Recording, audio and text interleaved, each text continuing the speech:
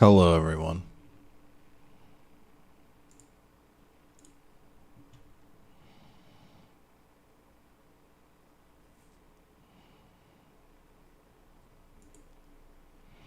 Let me tweet that I'm live.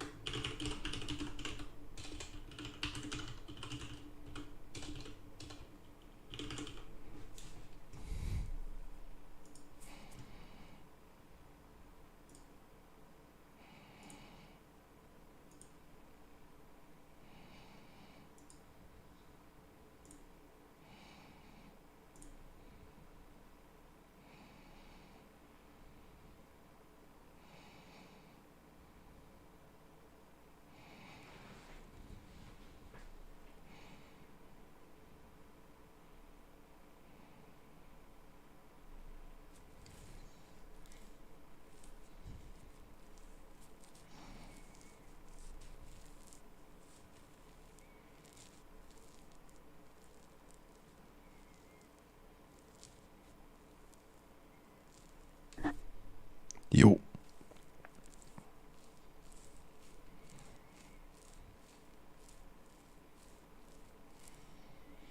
All right. I'm going to put music on.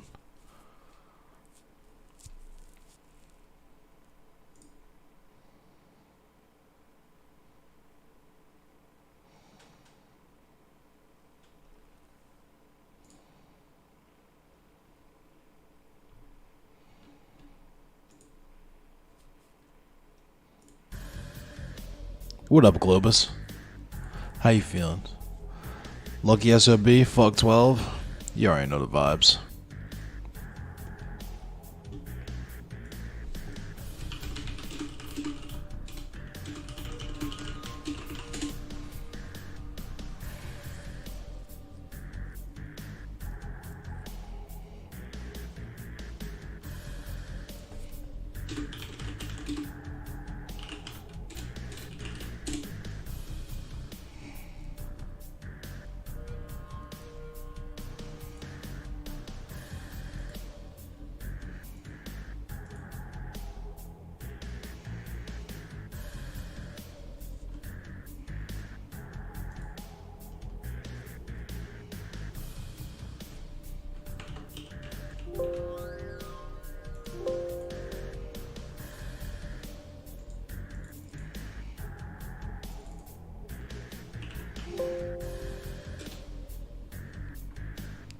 Hey, Cab. What up, Al? What up, Andrew?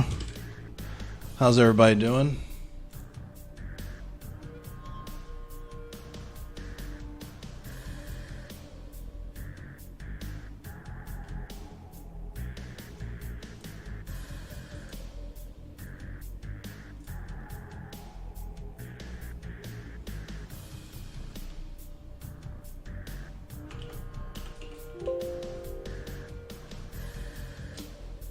You're on the Elden Ring? You're bad for not realizing what a spoiled brat Xanderhal is? I have no interactions with Xanderhal. My only interaction with Xanderhal, like literally my only interactions with Xanderhal was when he came through the Food Not Bombs fundraiser I did and like talked about cum pills. Like didn't go live, didn't turn his camera on, just like told his Discord to come and donate. And talked about cum pills, like pills that make you cum more. And I kind of want to talk a little bit about not that specifically, but that whole scenario because it's important for. What up, Tegma?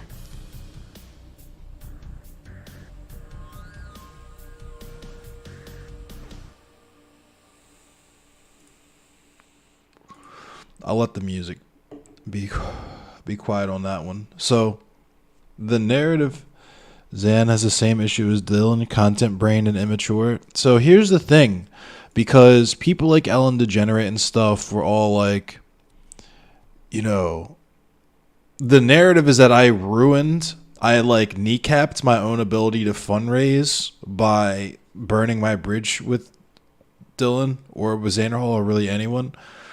Really, the narrative is that because, and it literally all starts with Dylan, right? Because if he had that much of an issue with anything that I said in the hot mic video that I did, he could have approached me privately, just like he's saying Keffel should have done, right? But look at how he moved in that scenario with a much, much smaller streamer, right? Because he could control the narrative in that instance, and he couldn't control the narrative with Keffel's. What he did with me was he saw the shits, even though it had like less than 50 views, that instead of approaching me privately about it, where we could have maybe come to some type of understanding, especially because he works for a campaign that I'm aware of that's like in my city, it could have been a thing like, you know what, we're going to go our separate ways. I don't like how you do stuff. You don't like how I do stuff, whatever, but we're not going to interfere with each other's platforms. We could have done that. That's totally something that could have been done.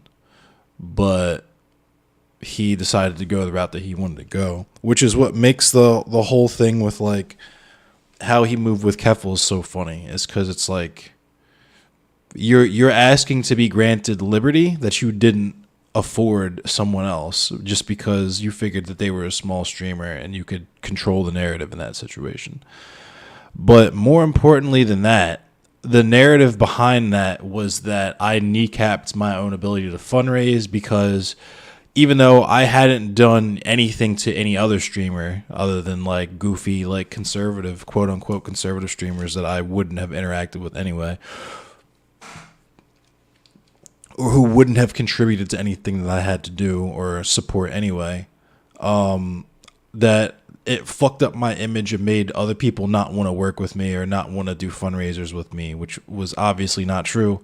But the thing is, so that first fundraiser I did for Food Not Bombs, I promoted it for like 2 weeks. I tried to get a bunch of other people involved. I tried to do a bunch of stuff, plan it out. I got Xanderhall and I got Dylan on it. And you know how much money I made that first fundraiser? I made $600 streaming for 12 hours with those two major name streamers or whatever contributing. Whatever. Do you guys know how much money I made for my BAF fundraiser? My Baltimore abortion fundraiser? Abortion fund fundraiser? $600. And the only two notable events were, number one, I think Mythic Politics fucking raided me at the beginning of the shits for whatever reason. And Merrick came through and talked to me for a minute, which was really cool because nobody's approached me like that except for Merrick.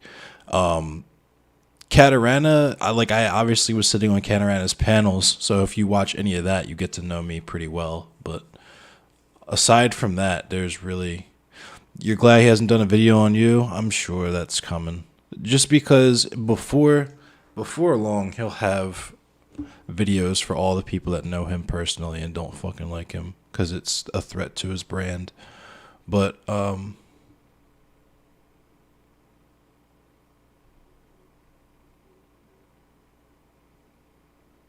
ACAB and fuck the police is correct.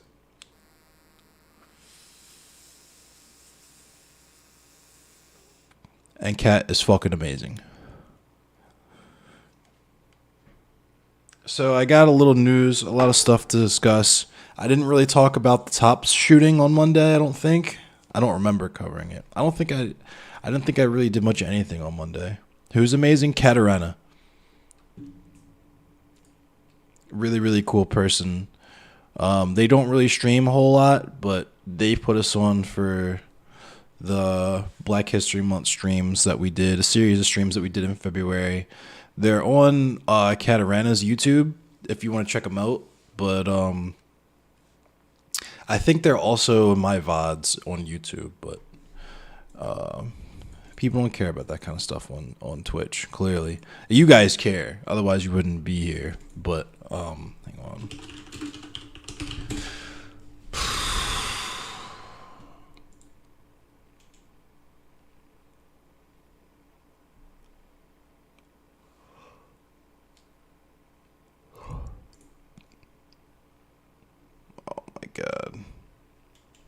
I should read that though, just because it's important. Because my grandma was in a similar situation.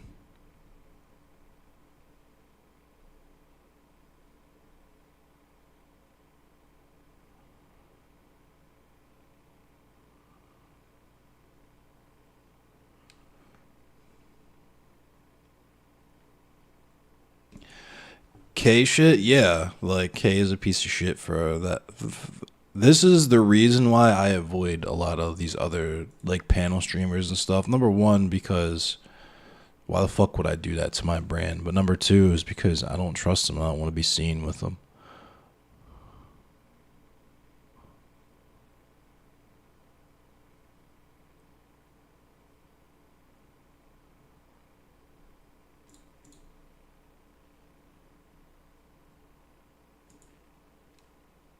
People are just clearly defining what they're about and just fuck anybody who's not trying to do something. So like I want to talk about that too. I'm gonna talk about that in a second. Matter of fact, let's do that first. But before I do that, let me queue up the news that I have.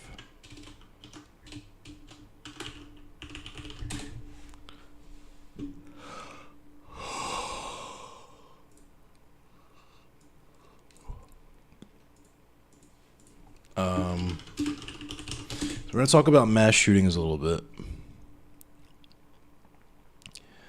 Um,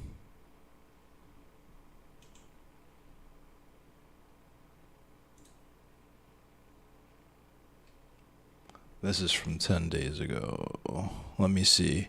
Sorry, y'all. I don't usually. I'll read this because it looks very silly. Um, how can I demonstrate this? I was gonna use like a model like I did on Friday, but I'm just gonna talk because it's too. I'm really fucking tired. I worked 12 hours today, and I don't have energy to. I wanna preach to the choir.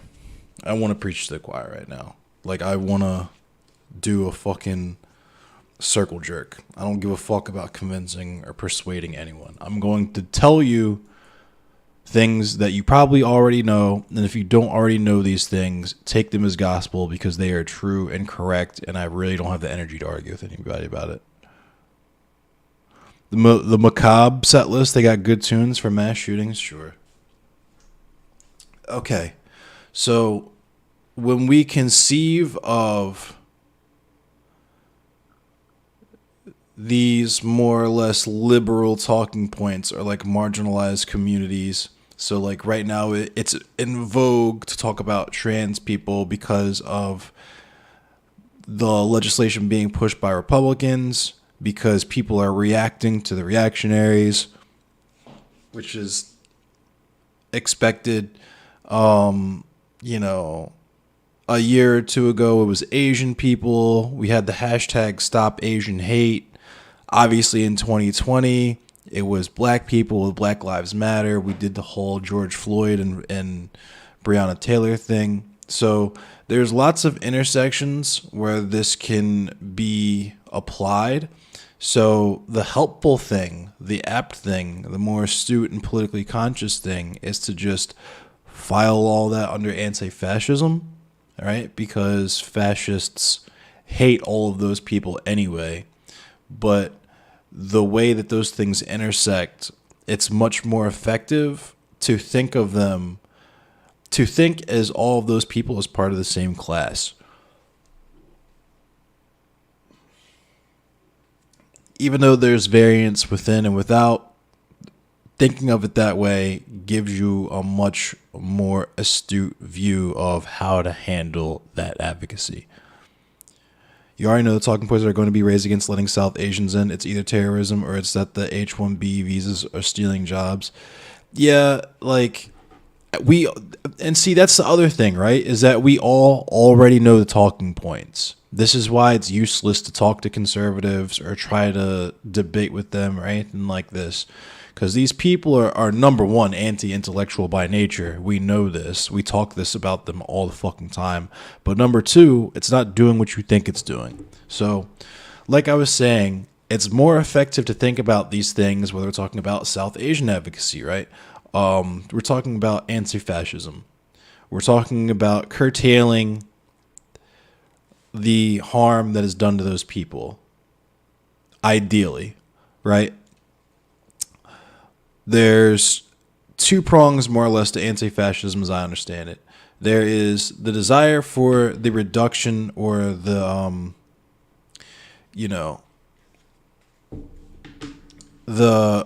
prevention of as much harm as possible from fascist people, whether that's self-defense or, if you're more liberal-minded, voting to take away these people's political power, even though we know power flows from the barrel of the gun, relevant to today's conversation.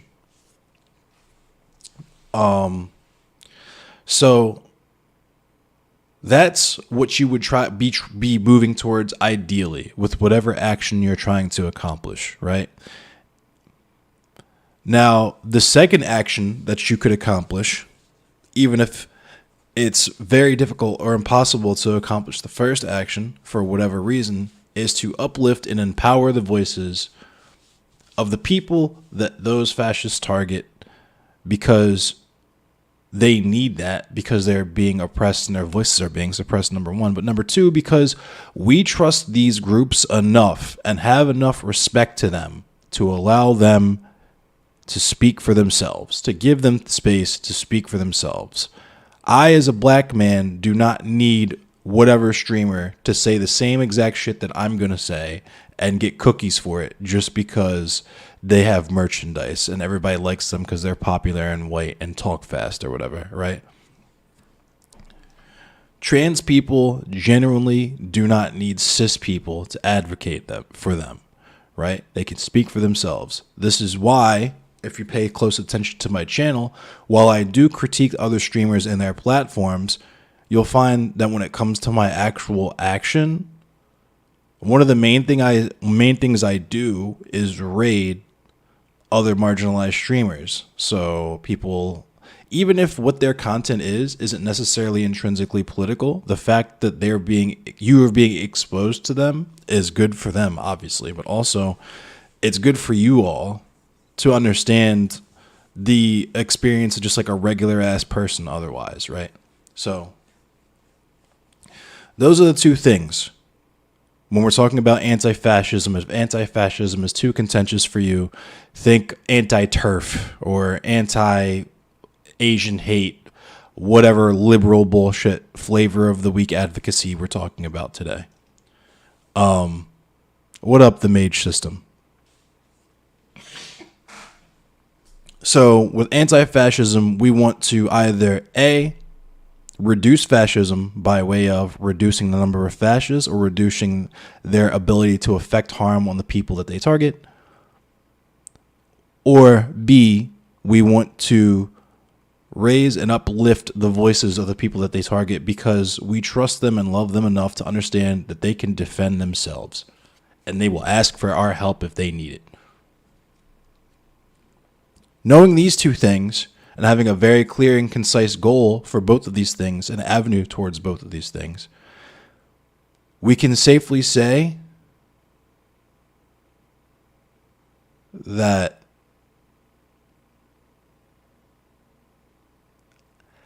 anything outside of that is performance. And at that point, you have to question who is the performance for, who is it in service to. Keffels may disagree. She has said that since the trans community is such a small minority, allies who are willing to tell their stories are necessary. Yeah, I don't disagree with that. You're entering nicotine withdrawal? That sucks, I'm sorry. The representation we were talking about earlier, visibility, yes, exactly. Their visibility is more valuable. But also, I'm sure Keffels would agree that it would be more valuable to get those stories directly from the source. Like primary sources, crucial. Everyone values primary sources. And the fact, like if I'm transferring that logic to black people, right? and thinking of like black revolutionaries specifically on the platform of Twitch, I would agree that people willing to tell our stories are necessary, people like Frackle, but I would also very much tell you that, and Frackle himself would probably suggest that if you would like to understand my experience, you would much better get it from me than him. Keffels is reaching out for support, which we can do. Yeah, of course. Yeah, that's what I said that. But so if we're doing anything outside of these two things, we're doing performance. It's literally just performative. Elevate whenever possible, yes, but be a good arbiter for stories as well if you're going to fly the ally flag, right? You're not wrong. It's just the other thing is I have problem with this whole ally thing. Actually, I'm going to read something because there's no such thing as allies. There's no such thing as a white ally.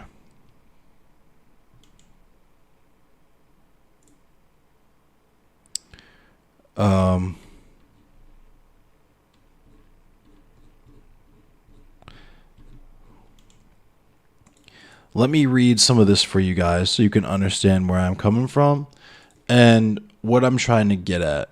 Because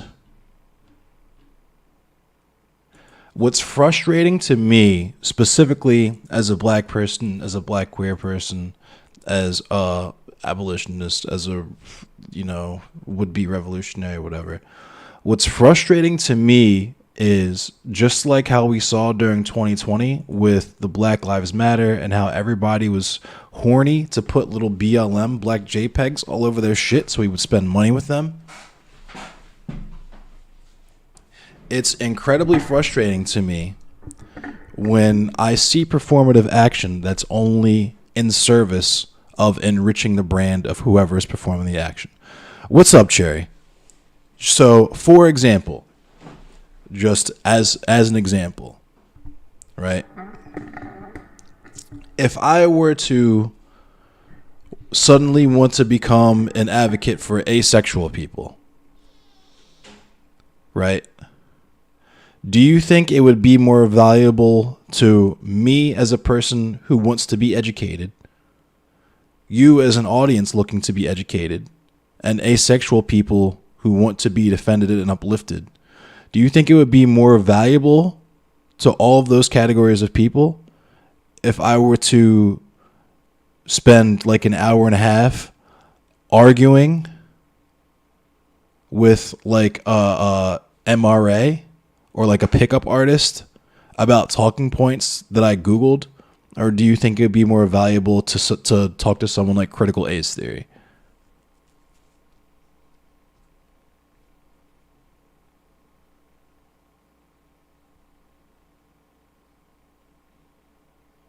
It's like a legitimate question because I'm wondering if I'm like tripping on this one.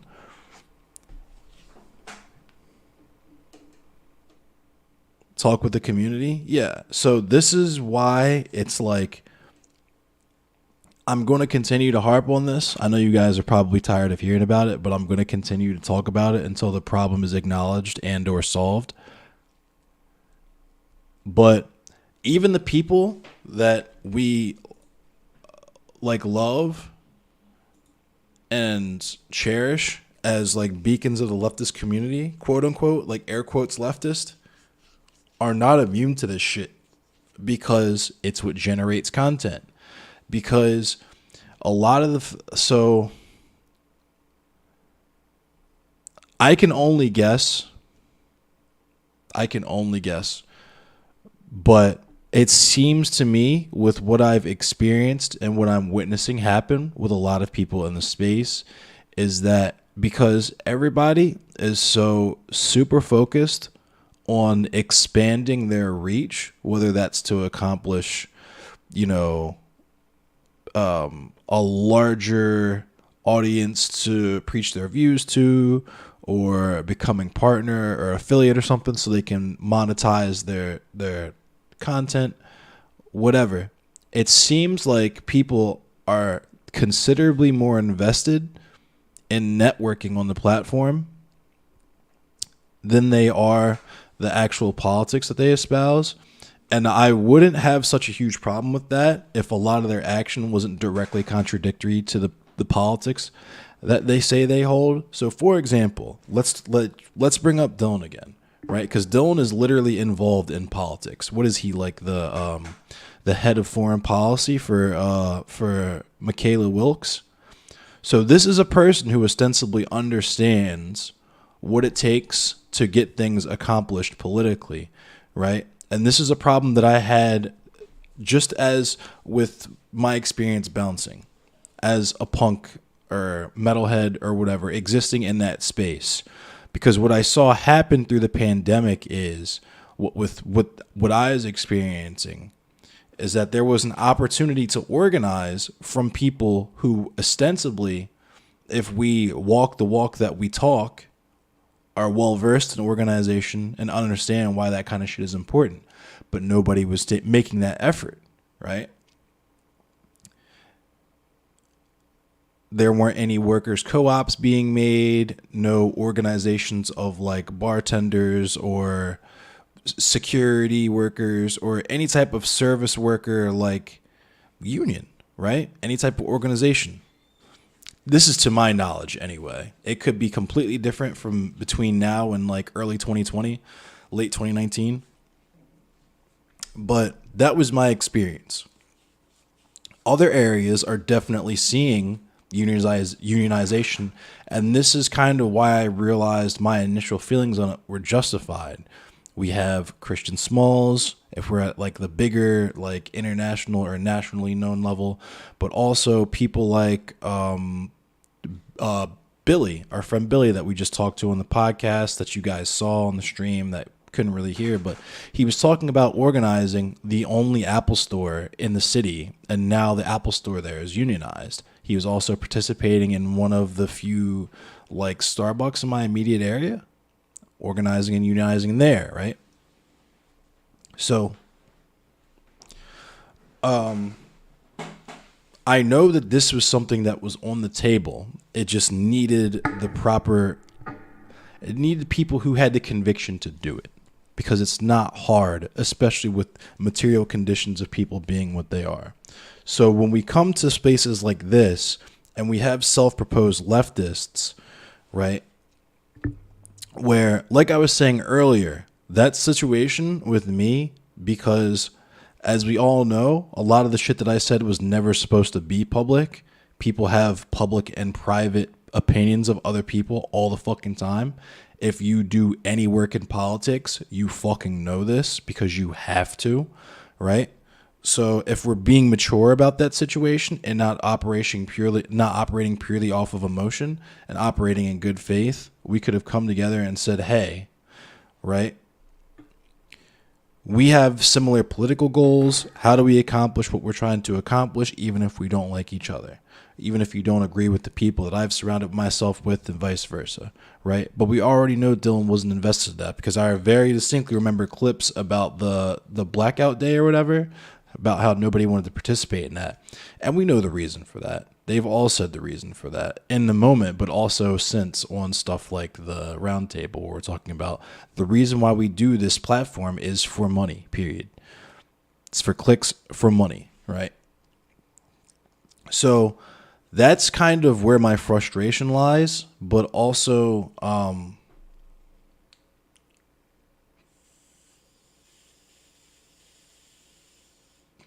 the other work that we say we do is performative. It's performance. If we know that people like fascists, people like conservatives, TERFs, all these people are anti-intellectual, then we know that wasting any amount of time talking to them is performance. What's up, HP? It's the leftist aesthetic, like a liberal college kid? Yeah. It's literally that, because they haven't conceived, they haven't spent enough time touching grass to understand that this shit works both ways. You didn't see my stream on Twitch? I'm streaming on Twitch. I am live on Twitch right now. The shit works both ways. Is that bad? Is what bad? The aesthetic itself is neutral. The problem is that people's actions don't align with their politics. Because not only are they working in the opposite direction by trying to tear down other leftist streamers and being messy as fuck in public and making a show of that for right-wingers and so on and so forth to criticize and target the people that we disagree with and use our bully pulpit to denigrate. But also the stuff that we actually do, that we stand on as proper work, positive work in the space, isn't remotely accomplishing the thing that we're trying to push as what we are trying to accomplish. So for example, if your goal was to try to counter disinformation spread by people like Tucker Carlson, if you think for a split fucking second that you're going to put a dent in any of the goofy shit that Tucker Carlson says, the most watched person on Fox News and ostensibly in America on national fucking television, I genuinely don't know what to tell you. Unless your audience is specifically different and it's young people, young impressionable people, in which case, why the fuck would you expose them to that rhetoric? By allowing the people who actually believe that shit, the true believers, to speak. When, as stated previously, a lot of these people, like white supremacists, they've been saying the same fucking thing over and over again for 300 years. If you genuinely believe that you need to talk to them to understand what they think, how they feel that way, and the ways that they're trying to accomplish it, you just should do something else. You should do something else because you don't understand the nature of the beast and you don't understand the severity of every single individual action that you take when you're undertaking this thing. Do I think leftists are doing enough work out here? Yeah, just not online. Leftists are organizing, like, we have Food Not Bombs, we've got community fridges. Leftists, like anarchists and communists that actually touch grass, are going to do shit all the fucking time. It's just that nobody knows about it. Number one, because a lot of these people don't have the time to do shit online. But number two, the revolution would not be televised. Why the fuck would your news network, your local news, tell you about a spot where you can eat for free? Right? Why the fuck would your local news tell you about the community stuff like that? That's not what their purpose is. I know specifically here with Sinclair Programming, their one and only purpose is to get you to buy shit. So, with that said, in spaces like we have here, our place as leftists online are as repositories of information, period. You will come to my stream to understand my experience as a black revolutionary, as a black abolitionist, as a black man, as a black queer man, just whatever, right? Where you're going to id poll, I guess, to see what experience that you would like to hear about or what things you would like to learn from specific people, right? You want to learn about gender and sexuality, hit up critical ace theory, and just general fun, like edutainment, you know what I mean? People like Boy Meets Mini, people like Beer Bash, people like Jason Society, right? Where the vibe is leftist, but that's not necessarily the focus of the content. Maybe it's racing, maybe it's reefer, maybe it's how I originally was, where I played Mortal Kombat, right? So this idea that there are like confused people in the middle is born purely out of immature naivete. You have to understand the country as black and white because it is. We're all indoctrinated into the same bullshit society of misogyny, cis heteronormativity, white supremacy, patriarchy, all of these things that we're all very fucking familiar with that we have to actively work to deprogram ourselves of, right? There are no people confused about whether they should or should not be white supremacists. There are no people confused about whether they should or should not be transphobes. There are no people confused about whether they should or should not be homophobes. So treating these things, right, where we're talking about abortion, gun control, or whatever, treating these things like they're ideas to be debated instead of catering to it's Democrat shit.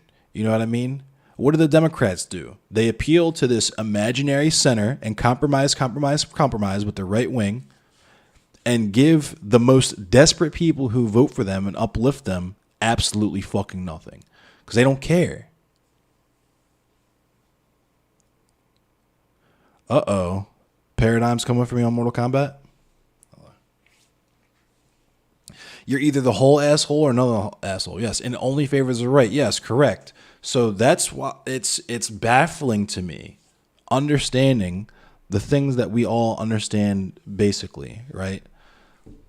You would much rather talk to a trans person than a transphobe to understand the trans experience. You would much rather talk to a black person than a white supremacist to understand racism in America, right? You would much rather talk to a queer person than a homophobe or a Catholic priest or whatever. So doing that, because all this shit is performance, because the platform is entertainment, right? But that said, if we know that our performance necessarily can't reduce fascism, because as we've seen with the top shooting, right?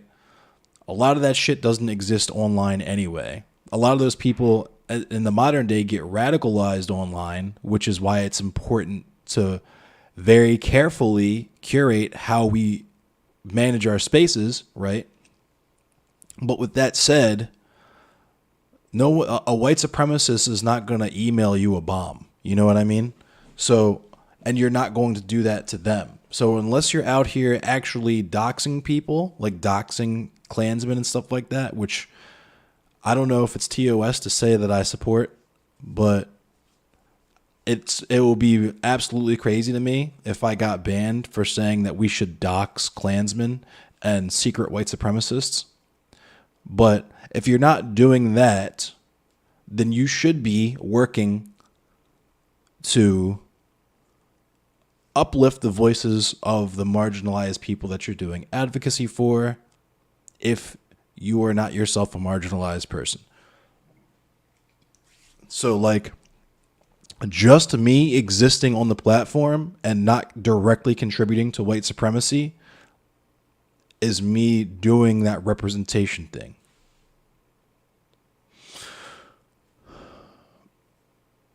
There are people who will never meet a marginalized person in their lives and that it will be easier for them to fall into propaganda. So here's the thing though, right?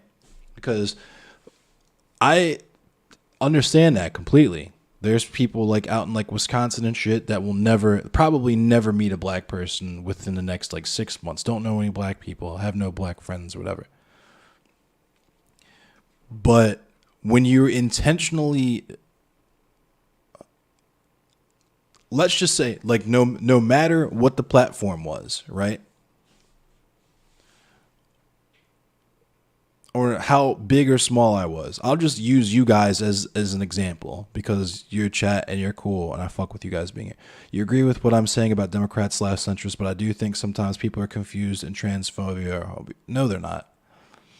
No, they're not. I mean, maybe if we were talking like 10, 20 years ago, transphobia for sure, definitely not homophobia, because we've been having that conversation forever. And I wanted to talk about that specifically too, which reminds me, I want to talk about Stonewall. But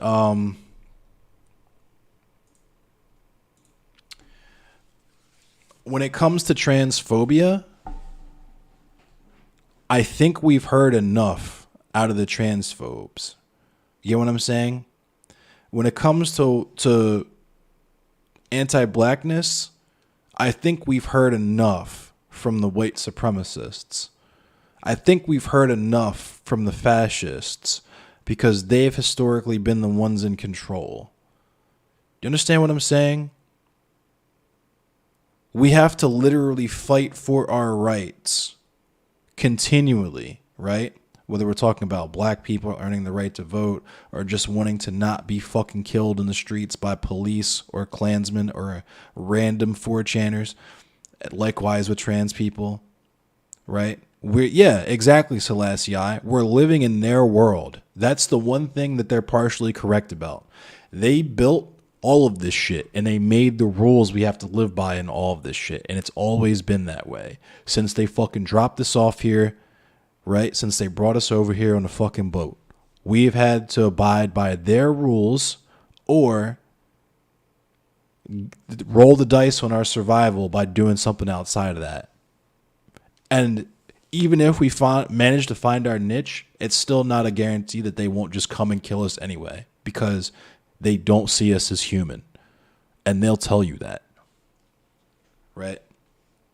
That's why people, when they talking about identities being weaponized, what they're really talking about is empathy being weaponized, because they haven't reached a point in their politics where they understand why marginalized people would say or feel certain ways that we do or say certain things and certain arguments, because they still have the white supremacist mindset where all of these other marginalized groups are to be protected by them. They'll tell you we don't make good advocacy for ourselves.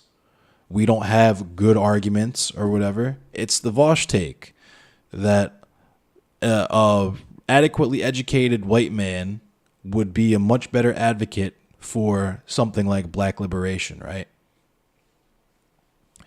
They don't understand that that's still white supremacy.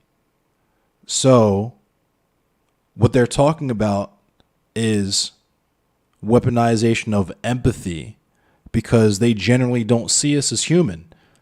And when we force them to see us as human through discourse by making them apply their own principles, they don't like that, because it's performance. They don't give a fuck about us. They like to appear like they give a fuck about us. There's a lot of ingrained shit about sexuality and masculinity / femininity. People end up in pockets. Some people don't hear anything about trans and gay history or understand what cis means to this day, but are not beyond understanding better once they connect with the community. They have to make the choice to do that, though. You understand? They have to come out of pocket to do that. You don't, it's not, this is the one thing, not the one thing, but it's one of many things that I truly wish more younger leftists and liberals understood about this whole de-radicalization thing, is that you're already de-radicalized, or you're already on our side or whatever, so you don't understand that all the same prejudice, all of the same hatred, all of the same mockery, all of the same infantilization is shit that they know will be directly applied to them just for associating with us. It's like how you talk about how homophobes are literally homophobic because they're afraid of another much larger, much richer, much more socially capitally gained man than them, treating them how they treat women or how they would like to treat women. They're very conscious. They're very conscious of their bigotry, and they don't want it applied to them. So they continue to participate in it because a lot of people are too cowardly to directly confront that. That's how the system perpetuates itself, through feedback loops. Because these systems reward you for being transphobic. They reward you for being homophobic. They reward you for being white supremacist. White supremacy specifically, because we know what whiteness is. It's a fence. You're either inside the fence or outside of it. And the people inside the fence can see what happens to people outside the fence. They don't want that. They have to look at that and decide for themselves that it's ugly enough for them to subject themselves to it in furtherance of ending it. Do you get what I'm saying? It's not a thing where they see a random fucking Twitch streamer or random YouTube video. That's shit that we do because we already are liberally minded or leftist minded. We already understand the stakes. We already have empathy established for other people. So we're already culpable to, say, for example, if we're undereducated about trans issues, to seek out trans creators, hopefully, and learn about trans issues.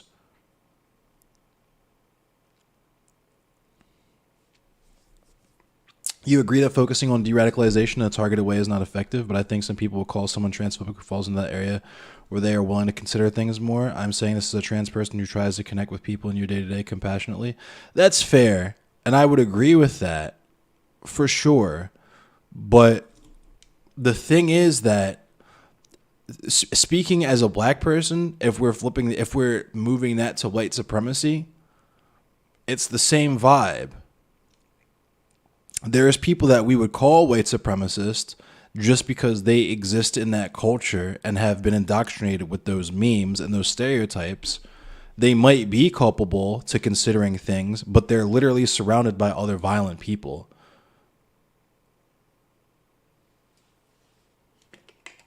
And I try to deal with people compassionately as well. I'm an abolitionist. I literally do not believe in irredeemable people. I believe in self-defense, though.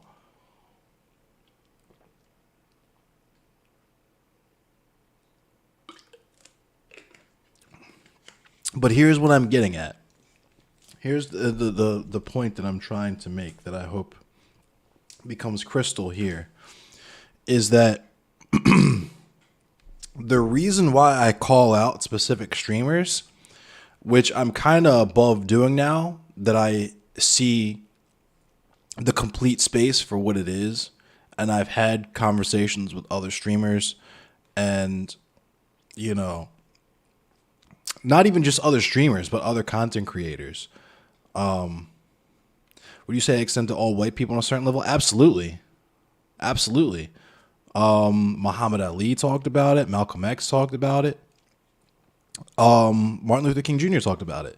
This is why we have issues with the white liberal. It's because there's people that maybe even have a little bit of empathy for us, but they're not willing to step out in front of the train and say, hey, the society that we came from is wrong. All of the privilege that I gained from that society is wrong. So we're going to end it now. It's got to be incremental because they don't want to give up all of their shit. Number one. And number two, they don't want to be in the direct path of the violence that's aimed at us. You know what I'm saying? I'm going to open a window.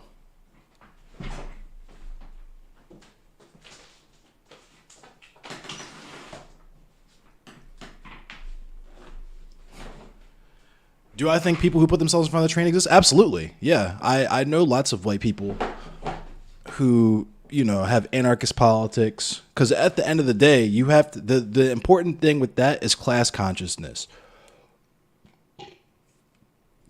It's people that have to understand that the benefits that they, speaking of white people specifically, but white people in a certain class have to understand that they gain more from solidarity with people that they might not like on a sociological basis. They have more to gain from doing that than they have to gain from the system of white supremacy, because it shits on them too. White supremacy fucks white people over pretty badly too, because it specifically prevents them from organizing with other black people, other Latino people, other Asian people, right?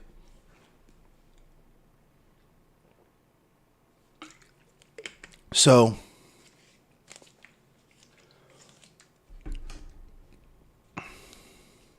you're more like me than you are Jeff Bezos? Absolutely.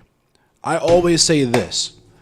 The day that we get our 100th monkey, so to say, and half the country understands that they have more in common with the homeless person begging for change that they drive past on their commute to work every day than they do with people like Jeff Bezos and Bill Gates, a lot of this shit would be done yesterday.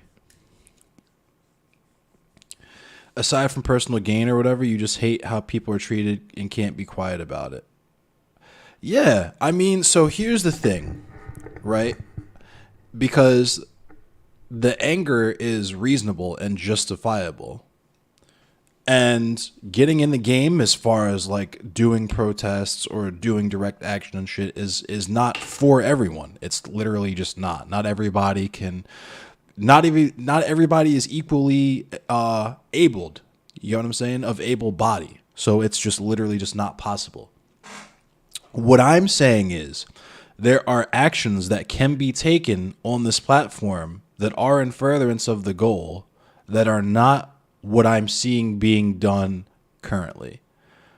The debate shit is not, it's performance. It's bullshit, right? And there can be performance that uplifts other people, right? Like, for example, like right now, I'm talking to you about people like you're entertained by me, and we're talking about people like Critical Ace Theory, talking about people like, you know, Josie Rose C, right?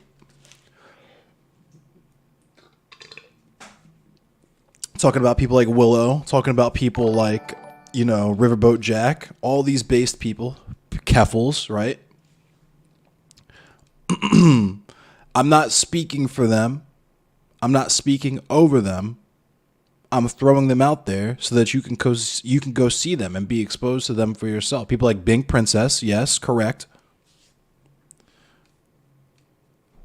What I'm not going to do is pretend, for example, that I'm doing advocacy for black women by arguing with a hotep for 2 hours. Number one, because I already know the hotep's talking points, so I don't need to speak to him to get them. But number two is the black woman in the audience doesn't want to fucking see that shit. It should be fairly obvious.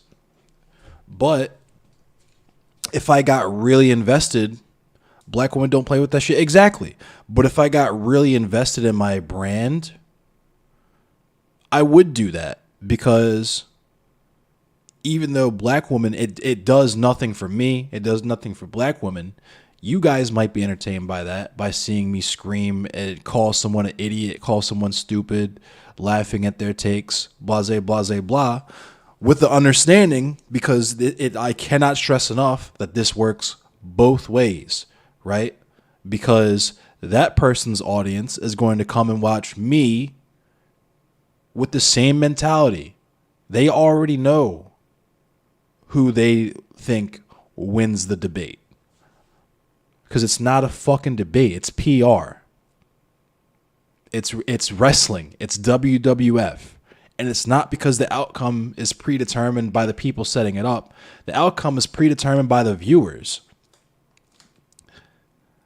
If Kevin Samuels was your guy, you're not going to not be a Kevin Samuels guy by talking to Endless Cemetery or listening to Endless Cemetery.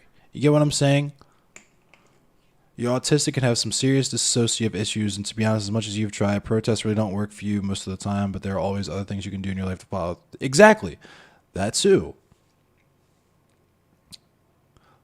F-bombs for you. What are we doing differently than we did in 64, the 70s, 92, or even 2020? Our rates are shrinking and radicalization is rising faster than in my 46 years.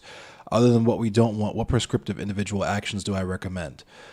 I'm an anarchist. I recommend community building. Talk to your neighbors. Talk to the people that are in your immediate vicinity that you can build coalitions with and get shit done with. In terms of like individual action, there's really nothing any of us can do individually. Unless we get into the realm of like fucking, you know, tossing Molotovs at like fake abortion clinics or something.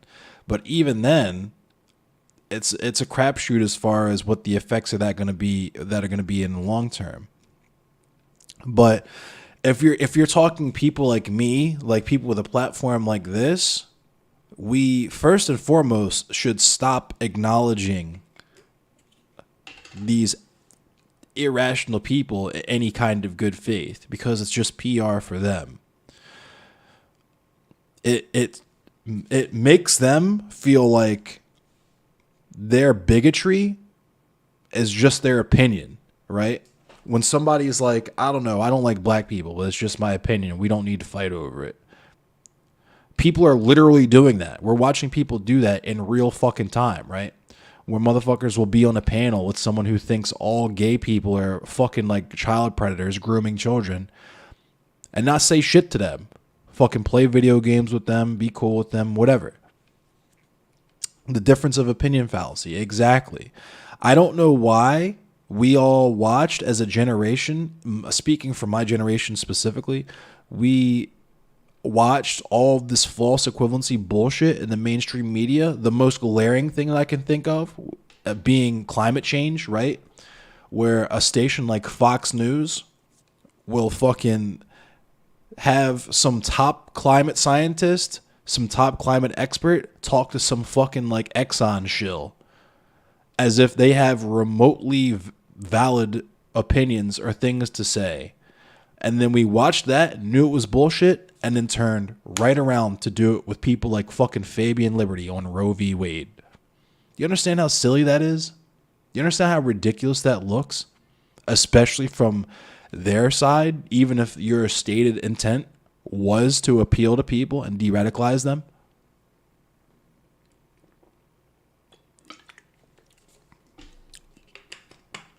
The thing that people have not figured out yet is that you cannot reason a person out of a position they didn't arrive at by way of reason. You understand? You can't speak sense to nonsense. If someone is a genuine fucking Big Papa fascist fan, if someone's a genuine politically provoked fan, a genuine Richard Spencer fan, you're not going to de-radicalize them by screaming into the microphone at them on a hippy-dippy round table. It's just not happening. And to pretend like anything like that is remotely viable in the real world is delusional. Completely fucking delusional. So we need to understand that when these streamers do this shit, right? Because there's a difference between like the Bloodsport debate panels and really even just debate panels and actual informative panels, like the panels that I did with Seaweed, like the Mask Off panel. The panels we did with Catarana, we're just rapping, vibing, all just tossing our 2 cents in to paint a more clear picture and provide nuance on specific topics and give you all the gems that you might not have had the cultural forbearance to understand from your position. Right? But these people think that having Sansol and Chud Logic on a panel about whether or not Twitch politics is toxic is equally as important as that. They will tell you, we got to have the right-wingers on so that we can challenge their ideas. When you're not challenging their ideas. If you were challenging their ideas, you wouldn't need them there. You're challenging them. And they are not to be challenged because that's not what this platform is for. You're not following me. For better or worse, you guys are not following me for the most part with the idea that in one debate panel, you could think that everything that I believe is false, right? And that's not to denigrate any of you and say that you guys are like I'm running a cult or anything like that. I'm saying that the whole reason that you guys follow me in the first place is because our worldviews are so heavily aligned.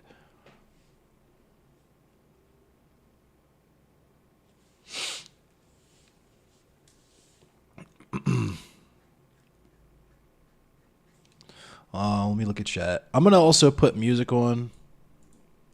And then I'm going to talk about what I wanted to talk about because I'm kind of going on this just because we're like going back and forth. But I like it though. It's not a bad thing. I'm enjoying that we're actually having a conversation.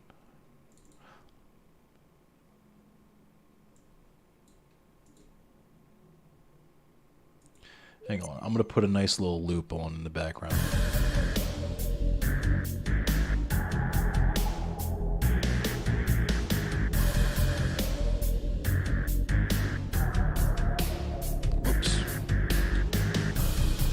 pitch. That was not the volume.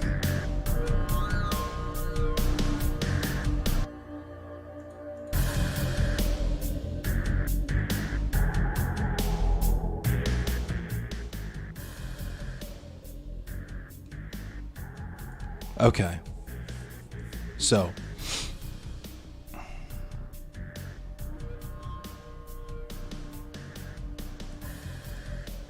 I don't know if CTV says the right thing, you might get converted. He's got to say my activation phrase and I'm instantly reactionary.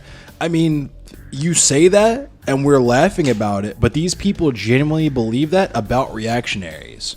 Like, there's like a key phrase that you can say and turn an entire reactionary, or even a fraction of a reactionary's audience into a liberal, just because your rhetoric is that on point.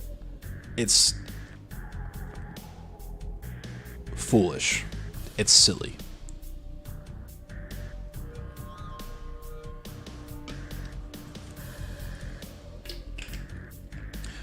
The thing that they're going for, which is when you know someone, you can reach someone, you're having a legitimate conversation with someone, and you say some shit to them that they have no answer for, and it changes their mind. That necessarily only fucking happens in private, and it happens over a long period of time.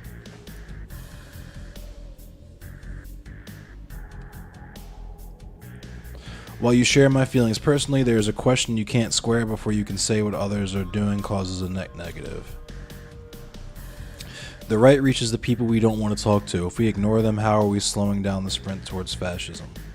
Define people we don't want to talk to, because I talk to everyone in my neighborhood, and I talk to everyone on the street that I pass. Maybe not specifically about anti-fascism, but the thing is like I was saying earlier, if this shit is a fence and they're inside the fence and they can see what happens to people outside the fence, and they don't want that if they themselves are not actively participating in building the fence, what amount of effort are you willing to put in to climb the fence and carry them outside the fence with them kicking and screaming the whole way? The far right doesn't need to be talked to. The far right, this is what I'm saying, and this is like what you were speaking to when you're talking about what we did differently in the 60s, the 70s, in 64, the 70s, and 92 or 2020. The material conditions were different. People came out in 2020 because we all had to sit the fucking home. Like, a lot of people out in those protests didn't give a fuck about black people. It was just something to do. And they got to look cool doing it because they get to participate in history.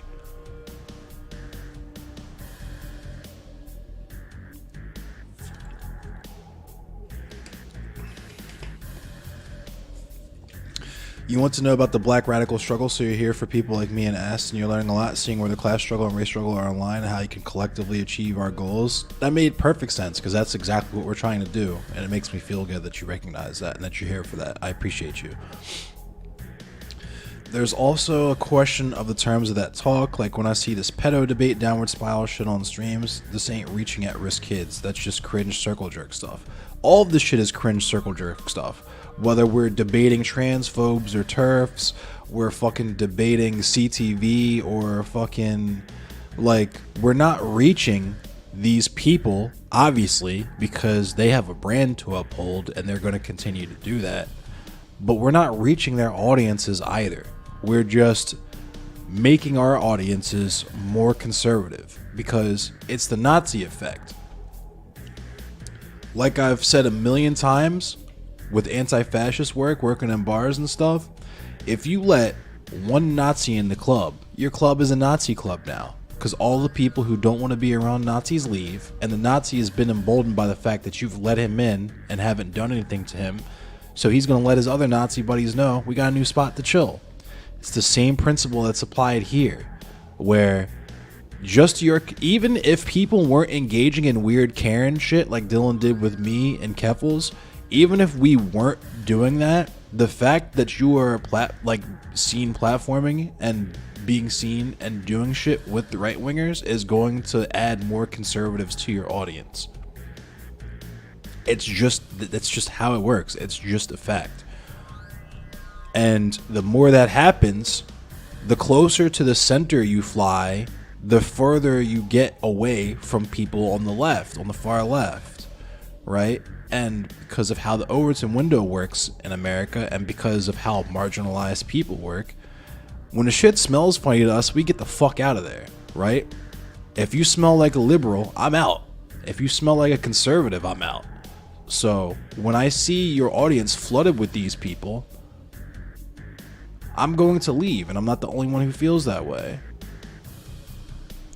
That's what part of what makes a lot of these people's state of politics feel so fucking hollow, is the fact that you're paying lip service to this advocacy, but your actions are pushing the people that you claim that you were doing advocacy for away from the space.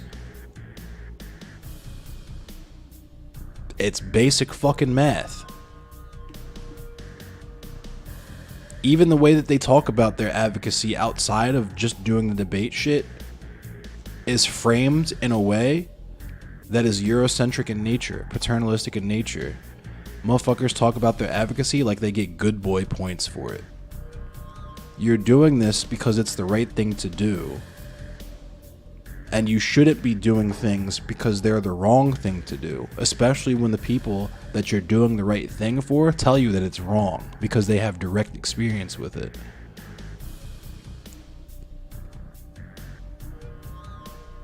The far right are the people who are looking at you while you're talking to them. So if we're talking about the far right, those people are not online. I know where those people are. They're busy at the gym, at the shooting range, organizing with their community. The far right are doing all the shit that the people that left online like to pretend that they're doing. That's number one. Number two, even if we're talking about like people who get radicalized online, if motherfuckers can be radicalized going as deep as something like 4chan, what makes you think it would be any different to present all of those same talking points on the largest streaming platform next to YouTube? I don't get it. It's literally unself-aware. It's liberal politics. Our way is the right way, and people will just naturally do it because we know that it's right, because we say so. Not understanding the fact that, like I said previously, there's a fucking feedback loop for things like white supremacy, transphobia, etc., etc. What do you think happens? And I know the answer to this question because I watched it happen in real time with someone that I know and care about a lot. What do you think happens when you're in the middle of an entire town full of white supremacists, homophobes, transphobes, and you suddenly decide, you know what, I'm a socialist now? What do you think happens to you when that happens?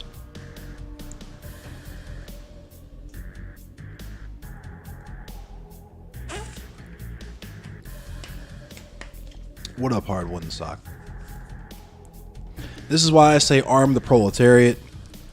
Access to firearms should be completely unobstructed.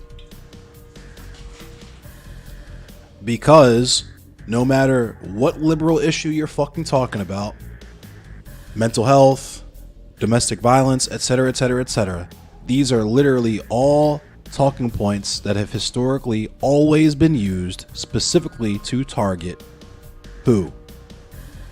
Who? Black people and poor people.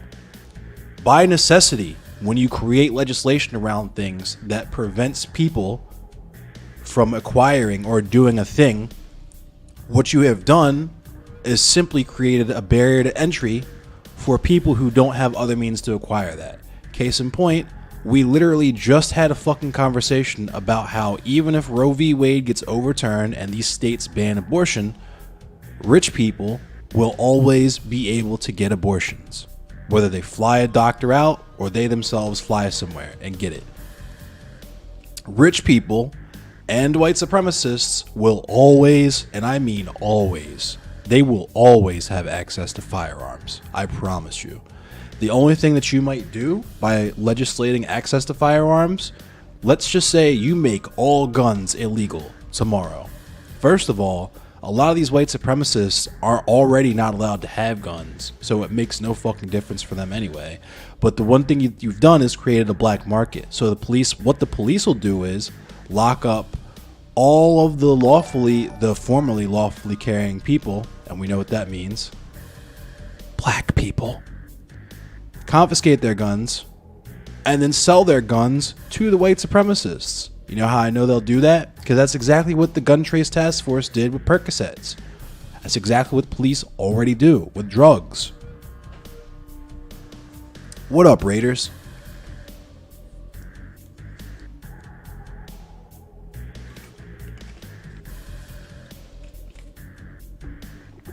I was going for a minute. Let me look at chat. But until you know prescriptively what I can do on my stream to potentially reach people before they run with the people that is actively recruiting them. That's the problem. In order to recruit people, what you're saying has to be appealing.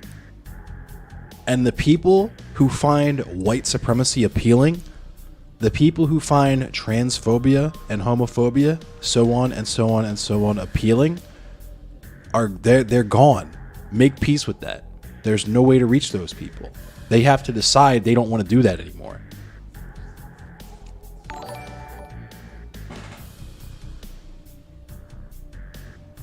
How do you reach the potential Nazi before the Nazis do? There is no potential Nazi. That's the thing. The culture that we live in and are born into is Nazi culture. It's just a matter of whether or not what level does the average person want to participate in it.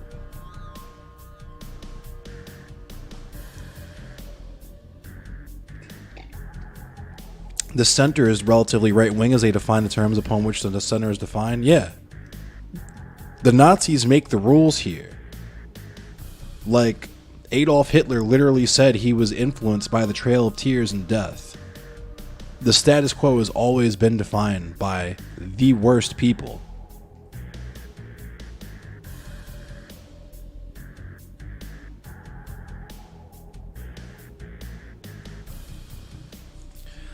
And Globus the Elder, that's a good point. Let's say through debate you sent a normie in the direction of the left. How many were further radicalized by watching a fascist yell words? That's fair, but it's almost not even applicable, because like I said, the reason why you watched me is because you've made your mind up as to what you believe, and that's true for all the people on this platform. People are not watching Twitch fucking debate to be educated. People are not watching Twitch to be educated or to have their worldview rocked, right? You're watching to confirm your biases. Our biases happen to be left-wing. We happen to have a desire to gain empathy and compassion and knowledge of our trans comrades, of our queer comrades, of our women comrades, right? So on and so forth. Whereas on the other side of that, they just want to see people fucking talk shit to us. So why would you set that up to give them what they want? First of all, the people who want to come on these platforms, if you're embarrassing them, if you're making them look psychopathic, they sure as fuck don't understand that, and neither do the people that watch them, because they're too busy laughing at us. They're too busy laughing at us for just existing. If we're talking about trans people a lot of the time, or, you know, people with neo-pronouns or whatever. But also the fact that we were dumb enough to let them speak directly to us on our own platforms.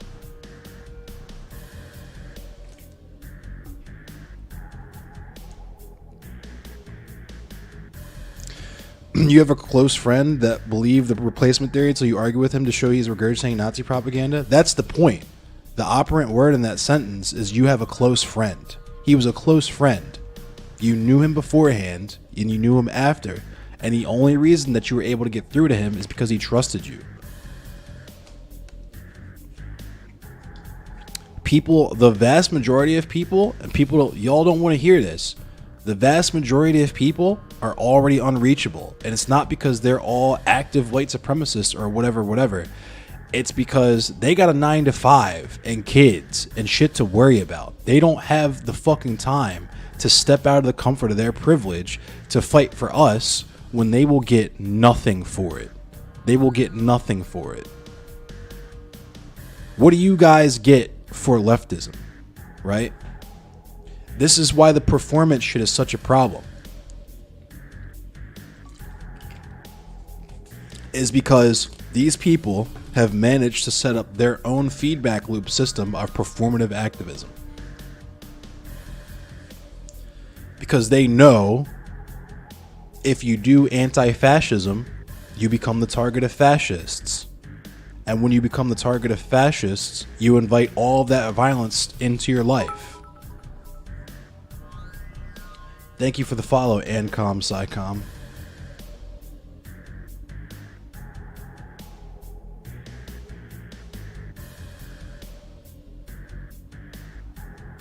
Center is the majority of Americans. Far left and right are super small minorities. That's not true at all. To be honest, neopronouns make no sense to you. That's fair. The center, first of all, what we conceive of as the center in America in terms of the Overton window is on the right. America as a whole, in terms of policies that you can actually vote for, is right wing, very right wing.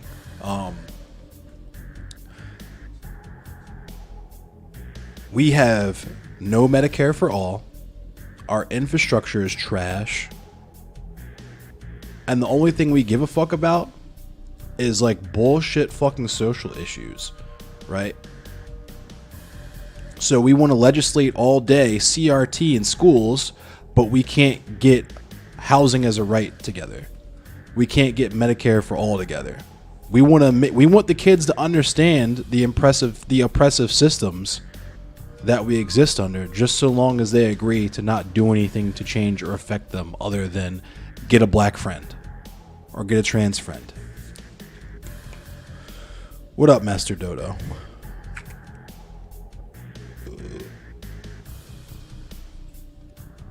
Unfortunately, a lot of those armed ones have a damn badge. That's true, Twan. That's true, Twan. But that's the other point, right?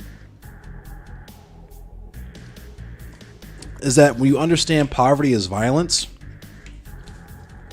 and you understand that power flows from the barrel of the gun, you understand that the state is consistently, and I mean at all times, total war, at war with the proletariat, which includes black people, trans people, etc., etc.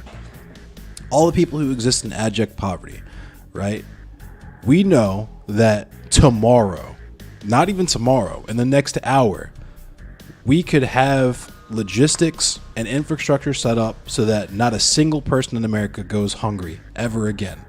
We could have the logistics and everything set up, maybe not as immediately as that, but very soon, so that not a single person in America ever has to live without a roof over their head, right? We could do that. We literally could wave a magic wand and do that, but we don't. Why is that? Because capitalism requires a lower class to exploit. Who has that historically been in the United States of America? Black people, obviously, but women, queer people, trans people, immigrants, indigenous people. It's so weird to me how it's truly liberal. It's just like the gun control argument where you see white supremacist violence or you see fucking just like senseless violence and you're like, I want to get rid of the guns. I don't really have any particular feelings about addressing the material conditions that contributed to the background of these. I just want to take the gun away.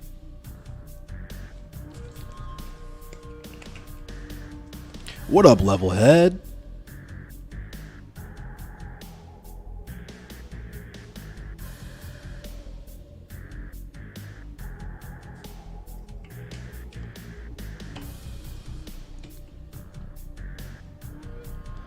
people who abide by the law respected, and Mr. Kill black people to save the white man goes to a grocery store to do just that. Yeah.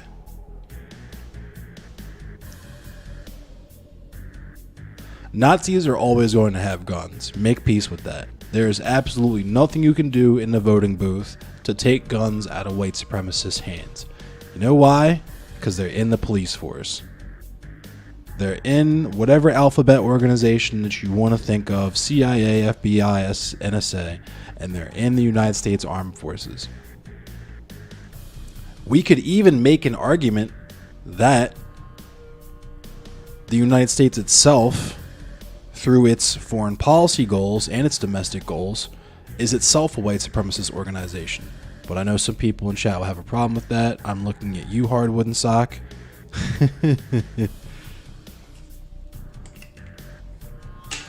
But no one has a problem with saying that America are the leaders of the world, that we should be the leaders of the world.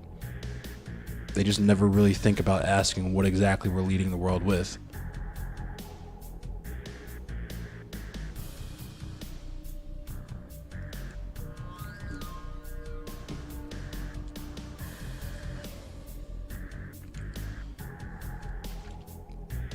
Vosh and Merrick got you to Aston. Aston came at you with the breakdown of the Knowing Better Slavery video and seeing how little you knew sheltered the lies you believe you shattered the lies you believed were truth. Yeah. You don't get that kind of conversation from a debate just because if someone's gish galloping me and sea lioning me and all of that shit that we know right wingers love to do, that white supremacists love to do, I just straight up can't get to a lot of that nuance because I'm too busy fucking dodging the bullshit like Neo from the Matrix.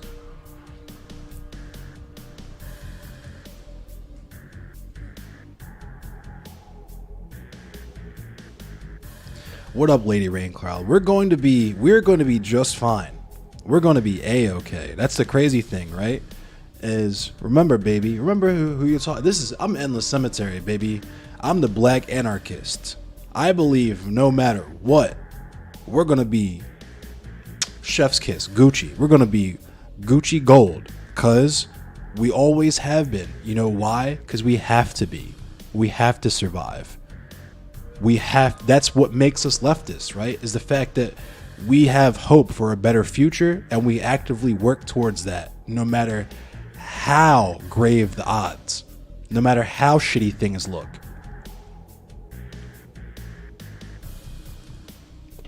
I say that as a person who is one generation away from four straight generations of literal slavery. My grandmother has told me about picking cotton from sunup to sundown, and how she got out of doing that was by drinking a fat lip of dip spit so that she would become so violently ill, vomiting and hurling, that the landlord on the plantation wouldn't make her go out and pick cotton at 9 years old.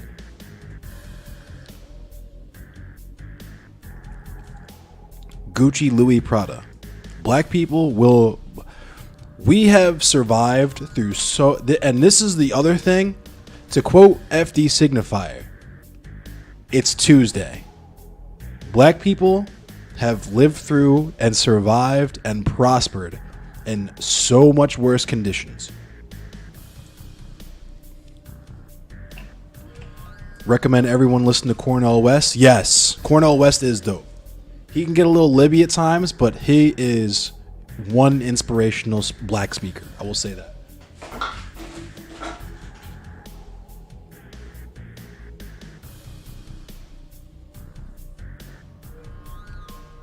His ticket prices, yes.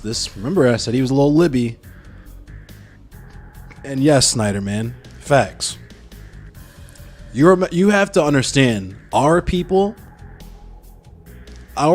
black people, which includes black trans people, black women like myself, black queer people, right? Black people with disabilities, right? We exist in every imaginable liberal marginalized group flavor, and we had to come here in literal actual fucking chains, be bred like animals for strength like beasts of burden, had our entire history and our entire culture ripped from us and colonized, not completely unallowed to even be able to read or speak, and we're still where we're at. We're still where we're at. Because we're going to be all right. Because we got to be.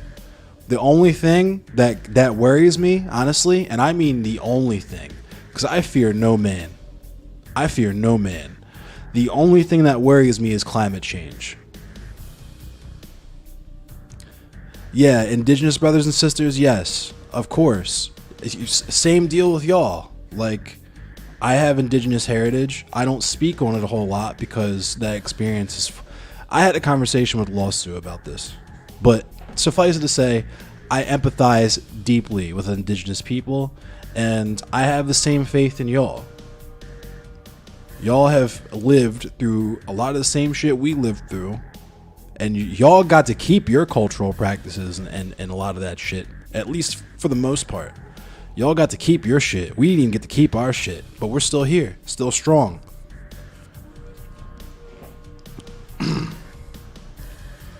Climate change is very bad. Losing the auroras and Great Barrier Reef in your lifetime, yeah, this shit is... It's different. To the point where I don't know how to talk about it without being depressing. Other than that, I'll say this, and I tweeted this from the Leftist Sayings group or whatever, is that if there's truly nothing that we can do, it's already over, the planet is already toast, now is not the time for despair. Now is the time for fucking revenge. You understand? Because if they killed the world, and the world that my kids and my grandkids have to live in, if they literally destroyed the future of my entire people, I want revenge. They're going to have to feel the consequences of that before we all shuffle off this mortal coil. Shout out to the indigenous comrades, absolutely.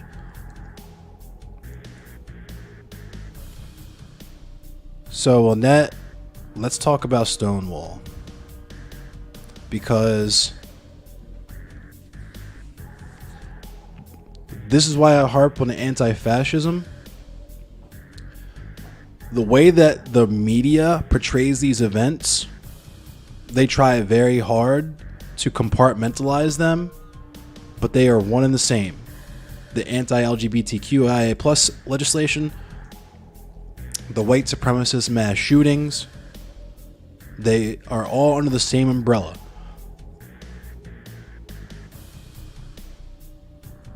In a video game, yes, Levelhead. Which Stonewall? Talking about the Stonewall Riots. The reason why we have gay rights in America.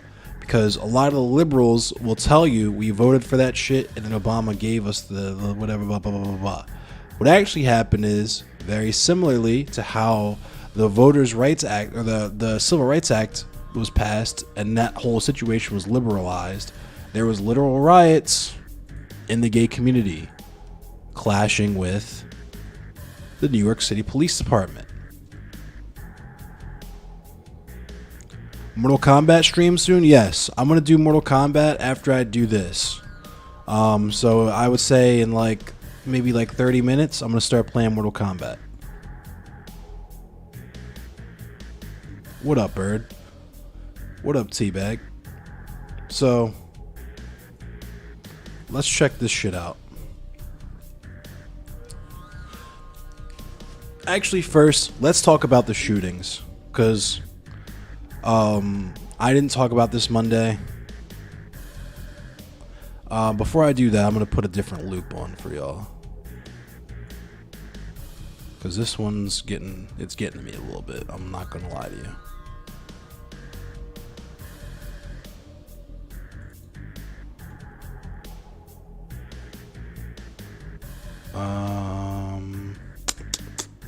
Where is it? There we go.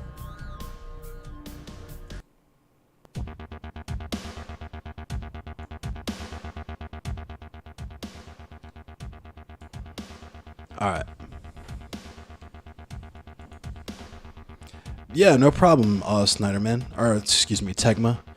LGBT plus community has had their own history of police brutality that gets watered down by liberal history telling. Everything gets watered down by liberal history telling. It gets separated from the class context, right? So you have to think of the indigenous movement as separate from the civil rights movement, as separate from the queer rights movement, as separate from women's suffrage, right?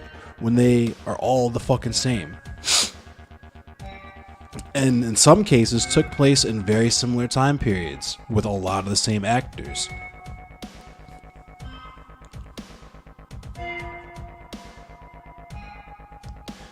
When the liberals are telling you about nonviolent protesting, they're hiding the fact that historically it has always been the other thing that made the system give us just enough to calm down. Yeah, the Haymarket bombing.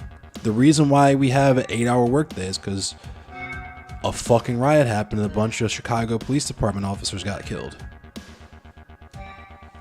It's always left versus right, never class versus class. Yeah, because the way that we're taught to understand history in this country, first of all, is through a white supremacist, patriarchal, cis heteronormative lens, but also it's meant to trivialize that by viewing it as niche. Like it's the same vibe, people weaponizing their identities, right? Because it's the same way that these people conceive of our marginalized identities, right? It's a cool story. It's just a cool story, bro. That's why they lean so heavily into the queerness or the non-binary shit, is because their only fucking intersection of oppression is shit that you can't readily pick out from them. So they have to hit you over the head with it, because that's how they view our identities as visibly trans people, as black people, as Asian people, whatever, is weapons to silence critique.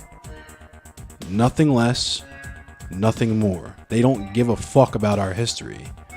They just want to be us because they perceive of us to command conversations when it comes to stuff about the aesthetics that they try to espouse. Because like I said, they don't actually give a shit. They wouldn't do half the shit that they do if they actually gave a shit. They just want to appear like they give a shit because that has been made profitable in the last 3 years. 2 years, really. And even then, still only to a certain degree. Like with me, I'm not about to kid myself and say that outside of you guys like Patreon donations and shit and like tips, I'm gonna be like a rich and widely viewed streamer talking about prison abolition, right? Because it's not on the table. Talking about anti-police, it's not on the table. So this particular joint is about food deserts that I kind of want to briefly touch on, because my grandmother actually had to move from where she was because the only grocery store and the only hospital in a 5-mile radius closed in that area and were privatized and made into like luxury condos or some weird shit like that.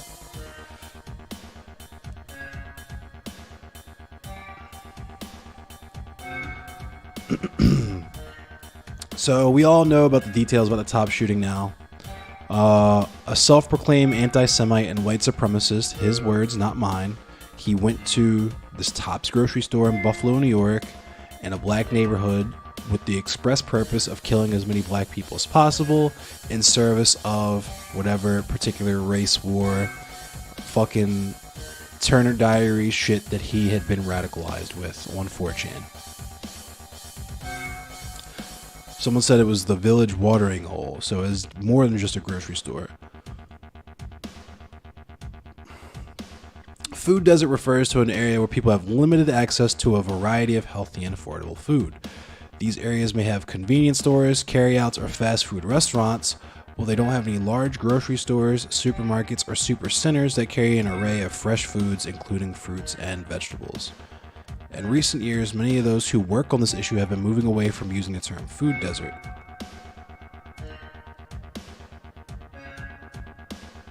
Calling an area a food desert implies a naturally occurring phenomenon. rather than a result of systemic practices such as redlining that have caused disinvestment and a subsequent lack of grocery store in communities. For those of you who are not familiar with Baltimore, Baltimore has has the first segregation laws in the history of the country, but is historically one of the most historically segregated areas in the country. We have the difference between Baltimore City and Baltimore County. The Baltimore County flag is flag flying behind me. We have block busting. We have redlining. We had racist housing covenants, right? We had white flight. We had all of that. So that's that. There was a shooting yesterday, or the day before yesterday, I believe.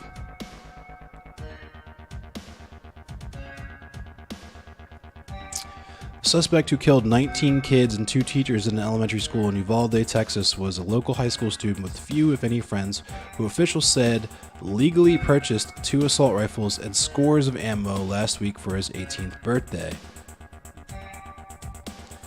Now, when we understand the level of commitment that he had for doing this, you would understand that, like, while gun control itself might have delayed the action, wouldn't have prevented it. He wanted specifically to do this mass shooting shit. So he would have figured out a way to, on the black market, acquire a firearm, print a firearm, do an 80% firearm, any of these things. Because the other thing is that we have to understand that these gun manufacturers and lobbyists are multi-billion-dollar organizations as well, and they're not just going to pack their shit up and go home at the drop of a hat because some legislation got passed. Right? They're going to start selling their shit as like wind chimes or something.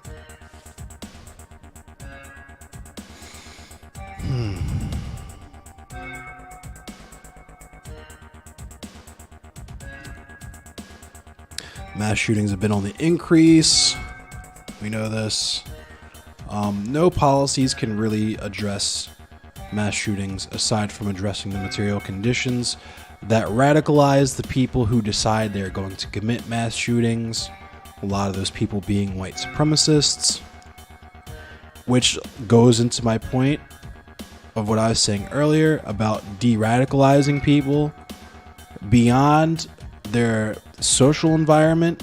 Their socioeconomic environment will dictate their actions way more than any conversation that you will ever have with them.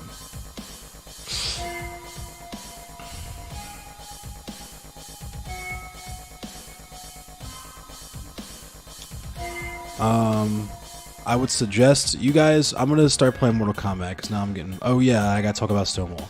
I was going to read this. This is your homework. You can read this. Frackle sent it to me.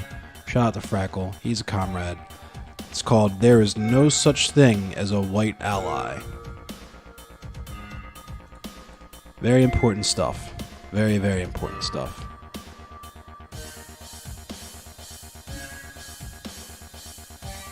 Let's talk first about the Stonewall Riots, and let's talk about Marcia P Johnson. Before we do that, though, I think I'm also going to switch up this loop.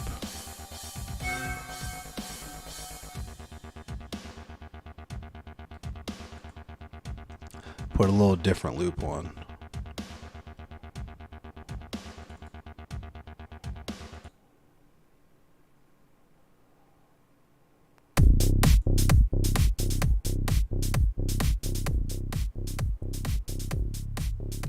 There we go. What up, Peacecraft?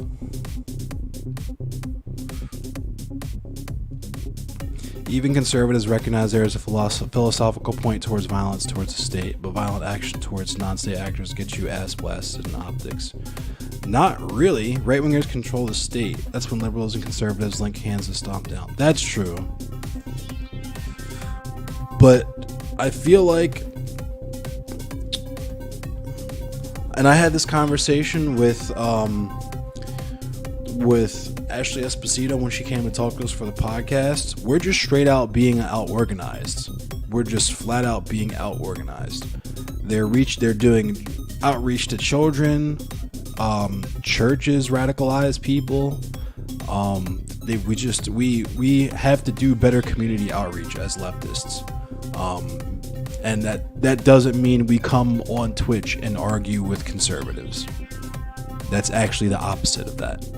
We actually have to, if you're a fucking liberal, that means participating in state elections and that sort of thing. But if you're an actual anarchist or communist, that means doing stuff like Food Not Bombs, or like organizing a party wherever you are to accomplish specific goals. Being anti-rural is good. It's kind of brain dead, but there's a vein of left-leaning thought that electoralism doesn't work. That is the very mechanism that conservatives have been doing to rack up wins. I mean, not really, because conservatives win no matter what. Didn't we just have the most people who have ever voted in the history of the United States elections ever in America vote for Joe Biden, and he just gave a shitload of our money to police? Like, I feel like it's been pretty well demonstrated that you can, if you want to vote and actually win, there's only a specific purview of things that you can vote for, and a lot of the times it just ends up being a different flavor of right-wingatry.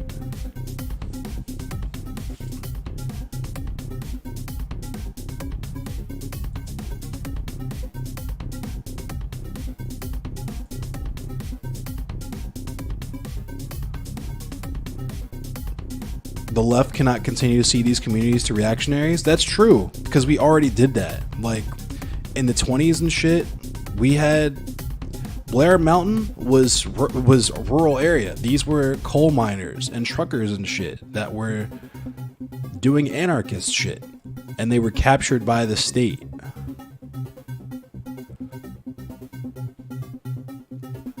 So, like, it's another one of those areas where, like, you got to do both. Me personally, I am not particularly. My reason for not voting is just a principle. I consider the United States of America, like the government, to be my mortal enemy and to be the enemy of all decent people. The United States government enslaved my family, still enslaves people to this day, destroys lives. I don't want to participate in that. I want to destroy that. I want to abolish the United States government.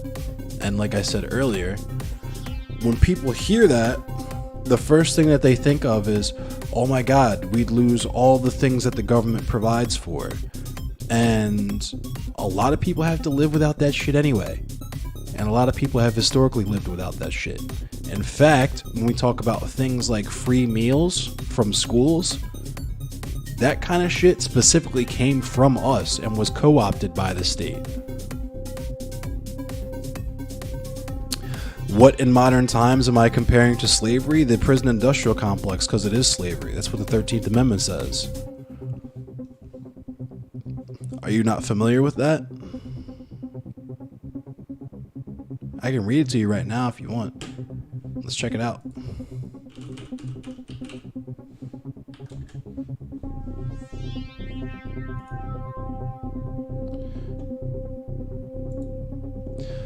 Neither slavery nor involuntary servitude, except as a punishment for crime whereof the party shall have been duly convicted.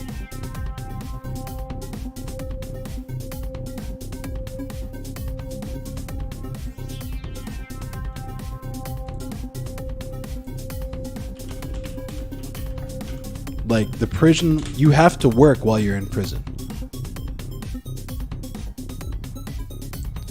You have to work for a company called Core Civic. Used to be called Corrections Corporation of America.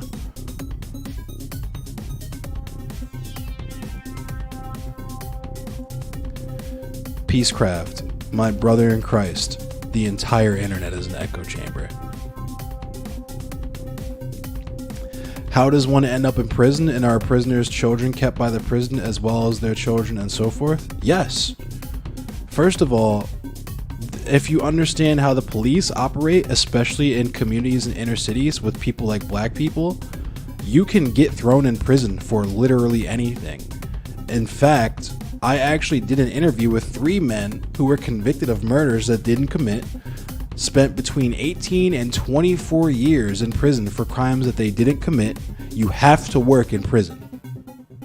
You have to work while you're in prison or you go in solitary. It literally says it right here.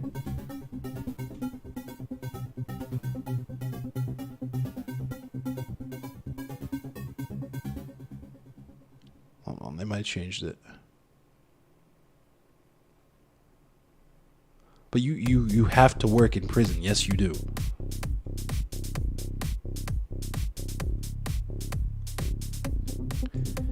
Even if you don't have to work in prison, what are you going to do while you're in prison?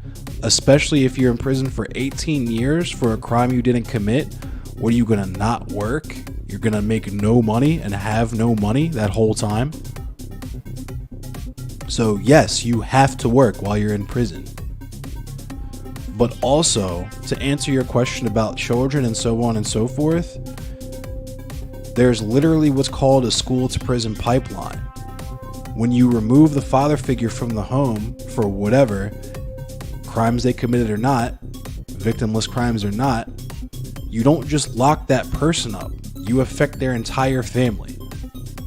You affect that person's wife, you affect that person's parents, and more specifically, you affect the children that rely on that person and make it more likely that they will enter the conditions that put one into prison. Those conditions being poverty.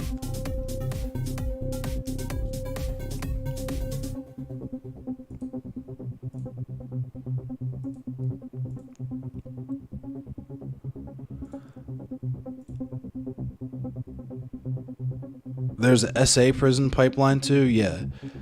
How does the state keep a prisoner's kids in the prison after their time is served or their death? Probation? Felons can't vote. You would know this if you went to federal prison. If you committed a felony, that means you can't vote. It means you can't own a firearm. It means you can't even live in certain areas because the HOA is not going to approve you, which means that your children will not have access to certain school districts. So the kids are kept after the parents are out. Like physically in the prison? No, but that's not what we're talking about.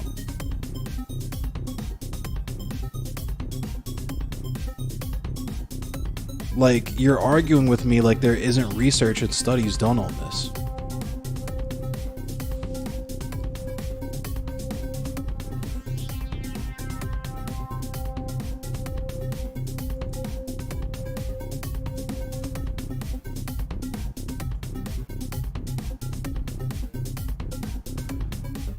Chattel slavery and the prison system are vastly... This didn't say chattel slavery.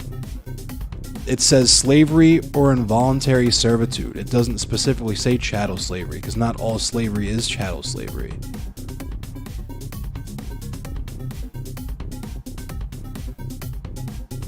And comparing the two is not dumb. You know why it's not dumb? Let me show you a picture.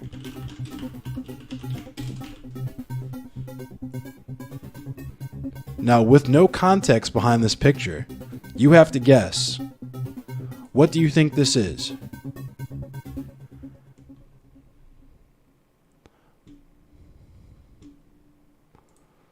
Is this a slavery movie, or is this a picture from the inside of a prison?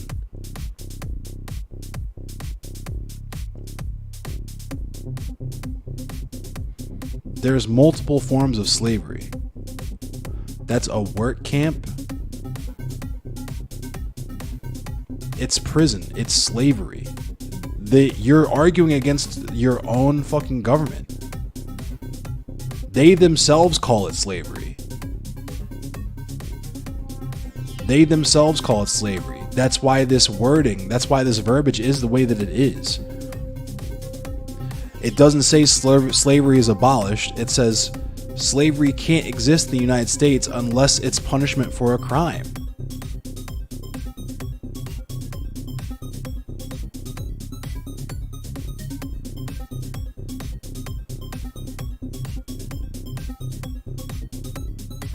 You're a right-leaning neolib. Oof. Nations-based, global trade-based, markets-based, but it is possible that the stock dems are correct that housing, being a necessary and elastic market, should have a government option. No, housing is a right because I'm anti-capitalist, because I'm anti-racist, anti-fascist first and foremost. And you can't be anti-racist if you're not anti-capitalist. And you can't be anti-capitalist if you're not anti-racist. And no one has been able to successfully demonstrate to me so far that capitalism is necessary, first of all, for any of the progressions that we've made over the years, but also that capitalism wouldn't just create the poverty that we're saying capitalism lifts people out of. That's cool too, Peacecraft. I'm a black person who is literally descended from slaves, so I feel like my experience and knowledge on that is a little bit more valuable than the next man's, but I'm feeling that you yourself think that you benefit from capitalism, so I'm not going to argue with it here.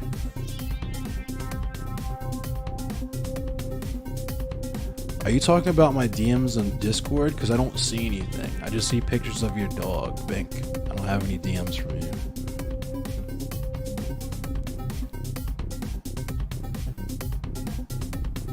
But it's a moot point that you're not required to work. What are you supposed to do to survive and provide for yourself?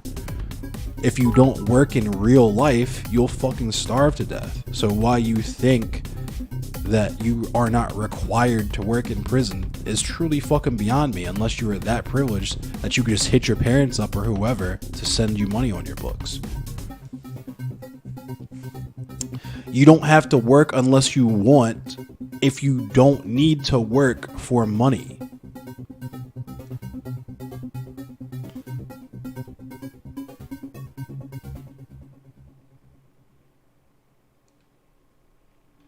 I'm okay.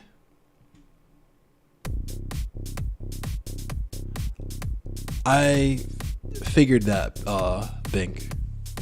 I figured it out very quickly. So, since I want to take the 13th Amendment word for word and be super literal, that's literally the reason why they wrote it that way. I'm in agreement that abortion is not listed as a protected right anywhere in the Constitution. I don't fucking agree with the Constitution in general. So why you're going in that direction is confusing to me. Because I literally just said like 10 minutes ago I want to destroy the United States government. I want to abolish the United States government. So, I don't get it.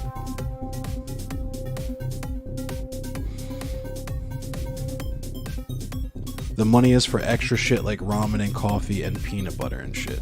Okay. If you say so. I'm more inclined to take the prisoners who I talk to for a fundraiser's word on that than random chatter. But sure.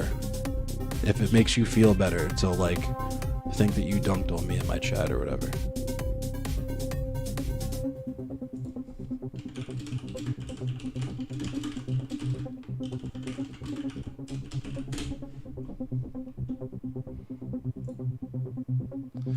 Also, can you explain this to me? Because I just Googled it, and it says inmate employment is a requirement within the Federal Bureau of Prisons. Except for those inmates who have been designated medically unable to work by health services or psychology services, all federal prisoners must maintain some form of employment throughout their incarceration. Can you explain that one for me? You being the expert, having been to prison and everything. Is this something that Unicor, like, this is from 2017. Has the law changed in the last 5 years from what it's always been since the 13th Amendment was written? Is it different now suddenly, or what's the deal here?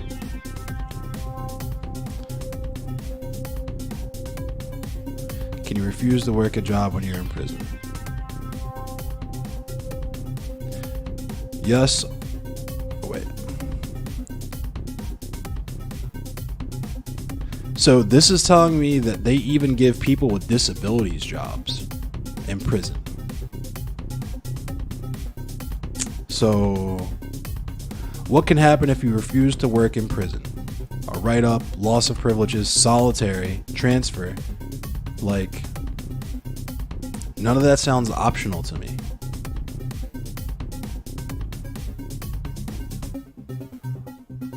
Also, let's just look up the definition of slavery.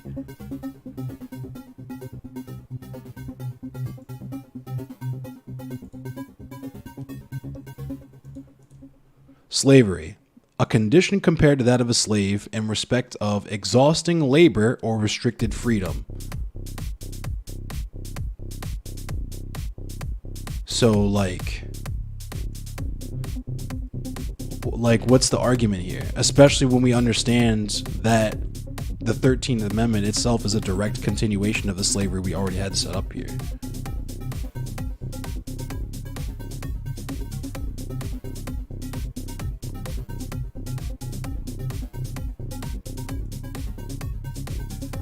I mean, I don't care if people know you're incarcerated. You're wrong. You're just wrong here. You have to work in prison.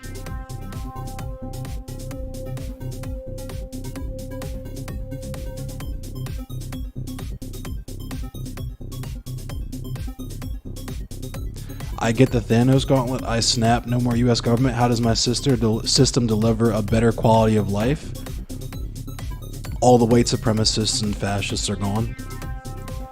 It delivers a better quality of life by not obstruct. First of all, land back would happen immediately. That would probably be the immediate after effect of that. But beyond that, marginalized people would no longer have to worry about an oppressive government system that does stuff like the Don't Say Gay bill or the police state or things like redlining and all these other things that the United States government has absolutely fucking destroyed communities with.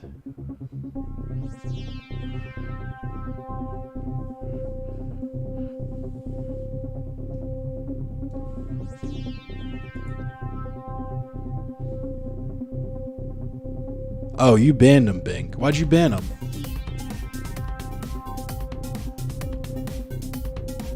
Get your... Oh, okay. Do they argue in bad faith or something?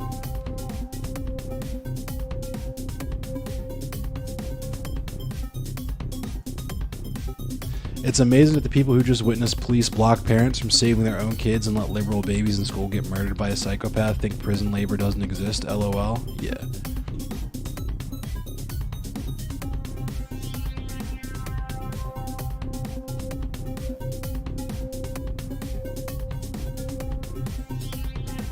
Yeah, Nova. Yeah. I knew that Samantha Savage person was fucking stupid because they tried to say that you don't have to work in prison and then tried to fucking appeal to authority me by saying they actually went to prison, when if they did, they would know that you have to work in prison.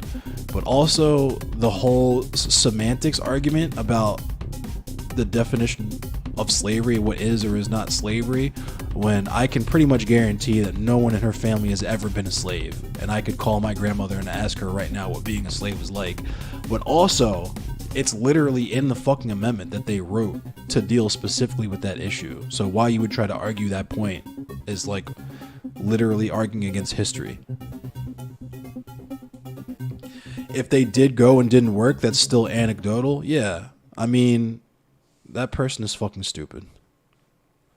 Apparently they were a prisoner and did not work. Doesn't it? I don't know. But just like Twan was saying, even if they themselves are like the 1 out of fucking 20 people in prison who didn't work, I'm sure that person was in solitary or some shit like that. Which I'm sure your average person would not prefer to like having to work for like 23 cents an hour or whatever. So before I get stunlocked by that any more than I was, banning people is fun. I love banning people. Banning people is fucking amazing. But let's talk about Stonewall. The Stonewall Riots, also known as the Stonewall Uprising, Stonewall Rebellion, or simply Stonewall, were a series of spontaneous demonstrations by members of the gay community in response to a police raid that began in the early morning hours of June 28, 1969 at the Stonewall Inn in Greenwich Village, neighborhood of Lower Manhattan in New York City. Patrons of the Stonewall, other village lesbian and gay bars, and neighborhood street people fought back when the police became violent.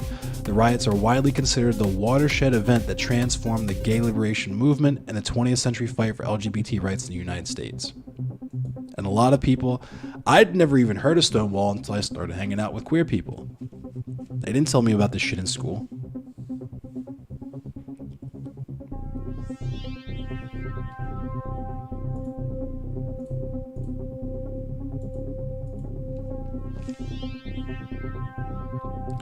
Oh God, was that Samantha Banana? Is that Samantha Banana person I've heard about?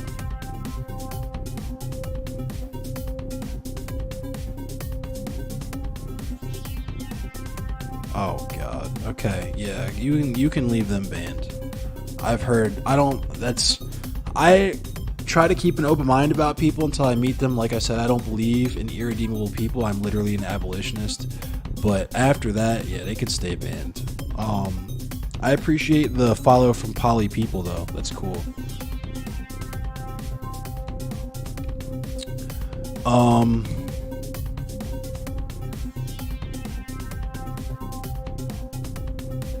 Favorable treatment from some sort of connection, that too. You think the only reason why Republicans want to arm police is so that they can respond quickly to teachers they say are allegedly grooming kids? I doubt it has anything to do with protecting kids. I mean, yeah. They want to fucking kill black people and poor people. That's it. It's laughable they would use their own supposed experience to gaslight that slavery isn't still happening and that the enslaved are lying. Doesn't that person just, like, say edgy shit for clicks? So, it doesn't really surprise me, honestly. Isn't she still an editor for Lauren Southern? Whoa, wait, what? Excuse me? That escalated quickly. Who's an editor for Lauren Southern? It's wild when trans people are such chuds. You're saying Samantha Banana, that person, she's a editor for Lauren Southern? That's fucking wild, bro. That's fucking wild. I'm missing a lot of lore. I'm 32, going on 33. I have a working class job. I'm on a forklift for 8 hours a day. I don't have time to fucking be involved in, like, I don't want to call it drama because it's not that. It's literally their content. But, like, I just don't have the time to follow these streamers and be aware of them and know them. You know what I mean? I'll hear stuff from y'all, but, like, yeah, I don't know. I shouldn't, LOL. Yeah, I don't care to know anything about that person, honestly. Like, if it's funny, sure, we can laugh about it, but I'm sure that person is absolutely vapid and contrarian and not worth talking to or about for the most part. Trans doesn't mean you're understanding of other struggles. I mean, yeah, a lot of the biggest white supremacists in America, unfortunately, are black people. Matter of fact, let me show you a picture while we're playing that game. Let me show you guys a picture.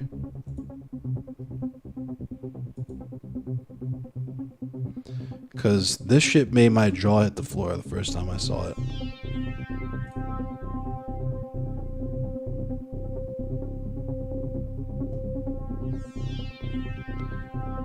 I'm gonna tell you right now, I don't care how cool any of y'all are, how cool we get, even if we meet in real life and we become the best of fucking friends. If you give me a cotton picking bag, I will knock you the fuck out. I will knock you the fuck out. Straight up and down.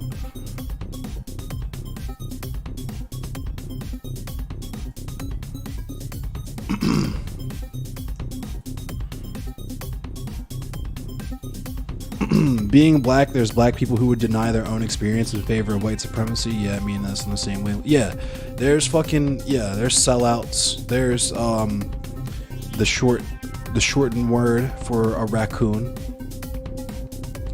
But let's talk about Marcia P Johnson before because I don't think I'm actually going to play video games tonight. I think I'm just going to go to sleep after we do this new stuff. I'm going to switch the loop up too.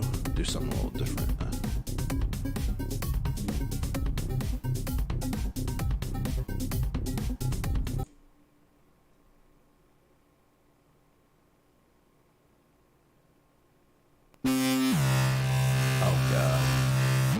That's the wrong one. Let me find...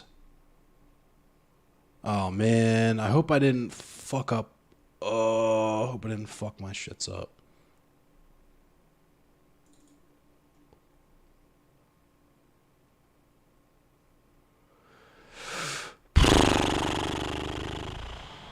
I think I did. I really did this to myself. I can't believe I did this.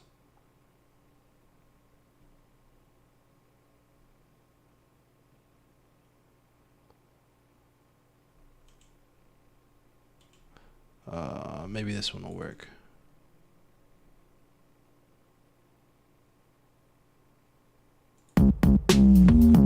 Nope. I really destroyed my loops. That's fucking crazy.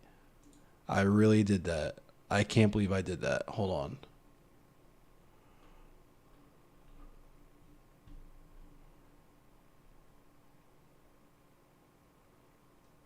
I can't have because...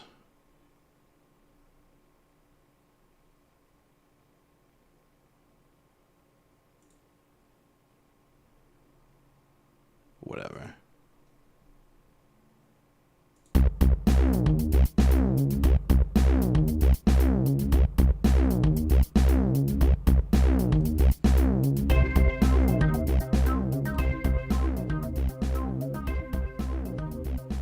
Alright, that'll work. What DAW am I using? I'm using FL. Holy shit. Where did all my viewers go? Jesus Christ. I'm using FL. And I won't lie, I was using someone else's copy. I didn't have access to that copy anymore, but I was still doing live sets of my music. So I tried to redo everything that I did with the free VSTs and Flex on FL and failed miserably. But what I think I did was accidentally save over another loop or another track. It's cool because I have that track uploaded to SoundCloud already. But I really wish I could have mixed it a little better and played it here, obviously. But yes, JLP is proof the sunken place is real. So, this is Marcia P Johnson, born a day before me. Well, not a day before me, but her birthday was one day before mine. She was an American gay liberation activist and self-identified drag queen. Known as an outspoken advocate for gay rights, Johnson was one of the prominent figures in the Stonewall Uprising of 1969. Though some have mistakenly credited Johnson for starting the riots, Johnson was always forthcoming about having not been present when the riots began.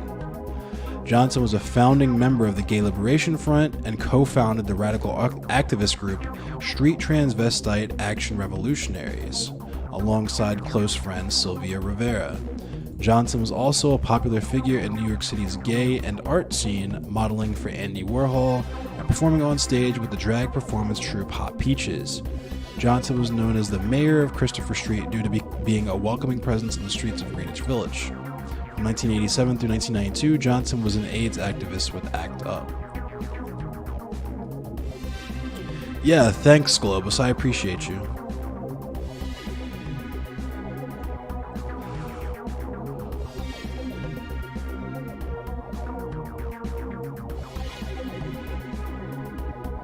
Johnson's gender expression could perhaps most accurately be called gender non-conforming. Johnson never self-identified with the term transgender, but the term was also not in broad use while Johnson was alive. So look at the Stonewall Uprising. And then I'll probably go to bed and we'll figure out what we can raid.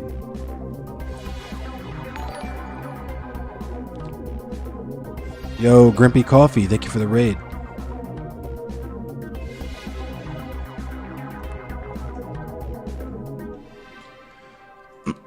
Johnson was one of the first drag queens to go to the Stonewall Inn. I'm actually going to change the loop because I forgot how short this song was, and I can't listen to this one over and over again like that.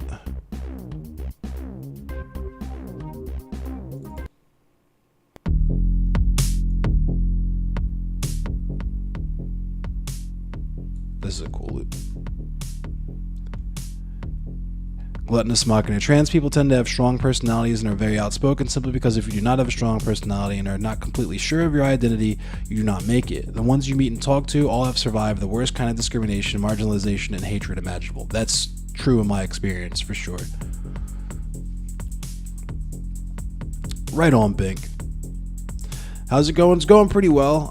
Talking about Stonewall. Was talking about mass shootings a little bit earlier. I got stun locked talking about the prison industrial complex from some chuds that came in, but they got banned, so it's cool.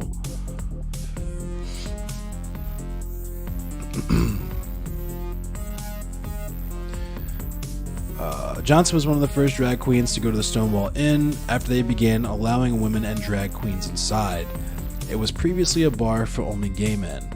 On the early morning hours of June 28, 1969, the Stonewall Uprising occurred. While the first 2 nights of rioting were the most intense, the clashes with police would result in a series of spontaneous demonstrations and marches through the gay neighborhoods of Greenwich Village for roughly a week afterwards. Johnson has been named, along with Zazu Nova and Jackie Harmona, by a number of the Stonewall veterans interviewed by David Carter in his book Stonewall: The Riots That Sparked the Gay Revolution, as being 3 individuals known to have been in the vanguard of the pushback against the police at the uprising. Johnson denied starting the uprising.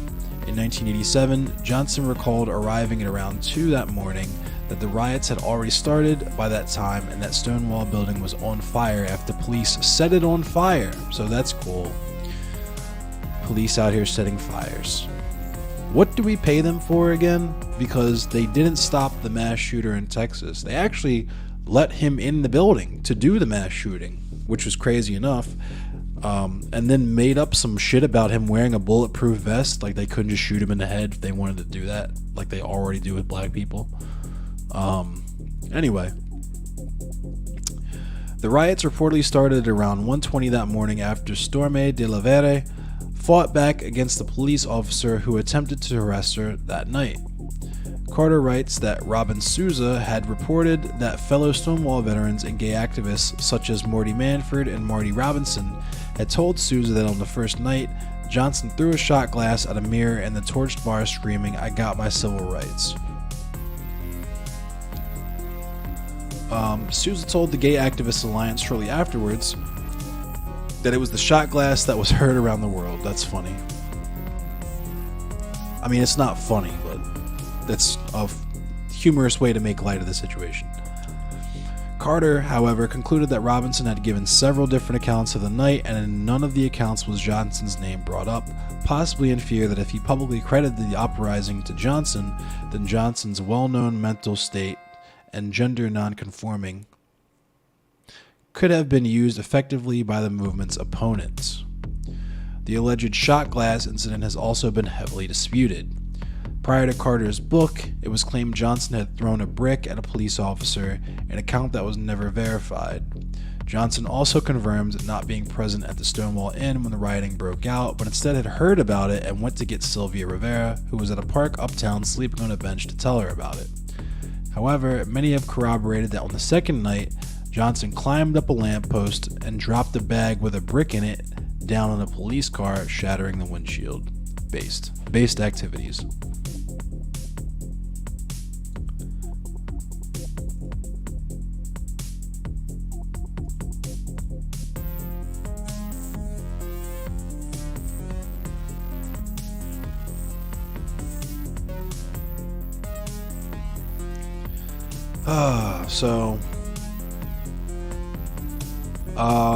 The police are not here to help you. They are here to arrest you and kill you. The police will never help you. The police are not coming. You're going to have to defend yourself. You're probably going to have to fight against the police. The police are terrible. Abolish them. All cops are bastards, and I mean all of them, especially your father, your brother, your nephew, your uncle, your grandfather, whoever. Abolish the police. Yeah. Trans rights. Black Lives Matter, Black Trans Lives Matter, all those fun memes, all that stuff. You know the vibes. You know what you're getting with the Endless Cemetery stream. For those of you who are new, I'm Endless Cemetery. I am an abolitionist. I'm a black revolutionary. I talk about gender abolition, peace, police abolition, prison abolition, ending war, fucking land back, all of the most based far left stuff that the centrists and right wingers demonize as tanky shit and left hard fucking utopianism, because I've seen it in practice. Thank you, poly people. I've seen you around too, but haven't really encountered you, but you seem cool and I'm glad you followed me. I'm gonna go ahead and give you a follow back as well. I appreciate you. Let me figure out who we're gonna raid though.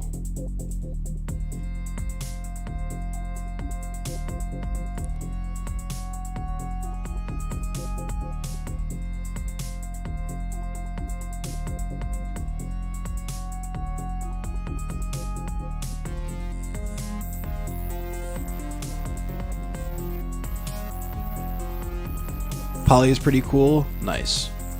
I'm just gathering more and more cool people. It makes me feel really good. It makes me feel like I'm actually doing something here.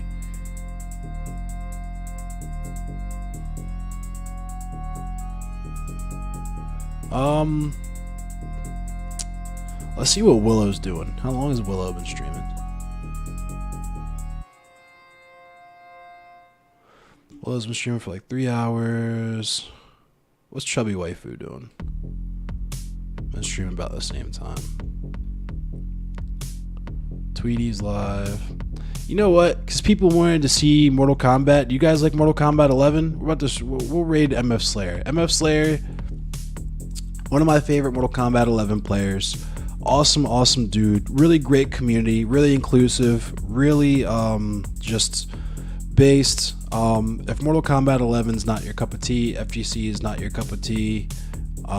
Sorry, but I was gonna play Mortal Kombat and I'm really fucking exhausted, so I kind of just want to kick back and chill and watch people play Mortal Kombat.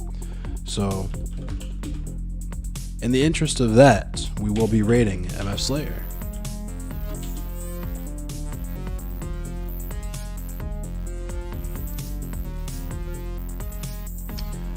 See you guys Friday. I go live at 10 p.m. Eastern Standard Time. That's New York time. Mondays, Wednesdays, and Fridays. I do panels and stuff with cool people sometimes, but I don't do any of the blood sport. I don't do any of the debate shit. That's corny to me.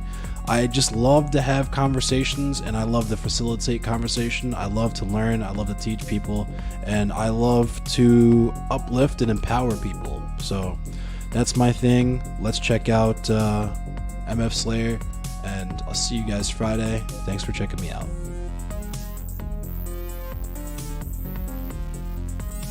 Who has a coolest throw to that? Oh my gosh, bro. Tweety, guaranteed down 2 takes it. Tweety, one fucking round lead in the set. Endless was good. Thank you for the raid, fam. Hope you guys had a wonderful stream over there, yo. Chat, get some let's goes, bro. 200 of us out here plus in this fucking chat, mate. Endless, appreciate y'all, man. And shout out to the family out here, man.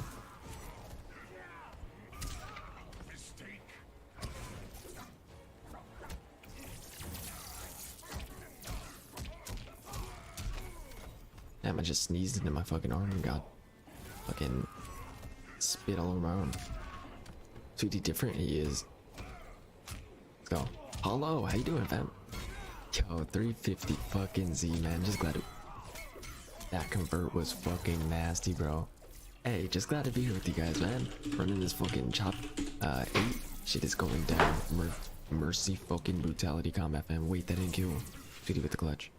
50 with the clutch. And he's super. That conversion was nasty, though. Earned him that round. 1 round up. You must get the brutal, bro, or you have to mercy. Hey, Big Endless, cheers, my bro. Seriously, man. Oh, this spacing. He didn't even bother, because he didn't want to get hit by the string. Get snatched up this time by the throw.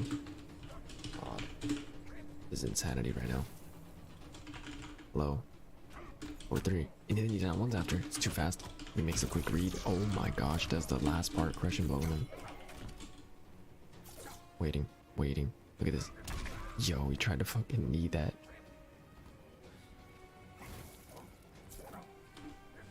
Or 3. Oh wait, what is that, Brayden? That big, stupid, fucking big leg by Raiden. He committed. Whoa, he saw Tweety trying to duck it all other times. He's gonna do it again. The spacing on this man. 28. Wait, he broke. Wait. Do not break away right here, fam. Whoa.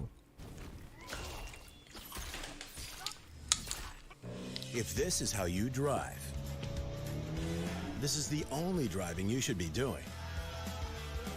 Please slow down when you drive. Be the slow down driver. Be the driver who saves lives. I boosted my credit score by 52 points. I got my credit boosted, and I got matched for travel cards, all for free. Incredible. Experian Boost has helped millions of people. How can it help you? Boost your credit scores instantly. Download the Experian app now. Want zero transfer lips for 16 hours? Get Shine Loud by NYX Professional Makeup. Ultra loud color, ultra shiny finish. Zero transfer in 24 vegan shades. Shine Loud Gloss by NYX Professional Makeup. It's not gonna go down the way you think it is. Did you catch who did it? It's just a matter of time. Who's here to see Saul Goodman? I'm ready. Cheers, guys. Not you guys being a part of this, being hyped for this, man. None of this would even be a thing, so. You guys are the real MVPs out here in this chat, man. The real goats. Let's fucking go. Let's see. Let me see that chain for the one time. And shout out to Lola for scratching me today, bro. You know how we do. But yeah. It's such a fucking big ass pendant. You could see it like when it's tucked, bro, like pops out through the shirt. Now let's go. 2-1. Imagine a big ass MF pendant. Oh, nah, I like it. It's a perfect size though, honestly. And shout out to Noah, man, for this chain, bro. Fucking homie Noah. Too dope. Shout out to fucking Master Jewelers, man. That shit is lit. Alright, wait a minute. Impulse, dude, the hit patience impulse is neutral right now is insane. Not overextending, bro. Really chilling the fuck out. And oh my goodness. Teleports to sand trap. Is punish. 1-2. Teleports. 4-3. He's eating right now, but then gets down to is this where shit goes fucking left instantly. Just gets the super to get the damage on the board. Chat. What the fucking clutch gene is going on? Oh, send. No. Teleport canceled it. Oh my gosh, yo. Is that crush and blow? No, it's not. One last chance for patient impulse this round. He did not just punish that on point like that. He is on the verge. Patient impulse.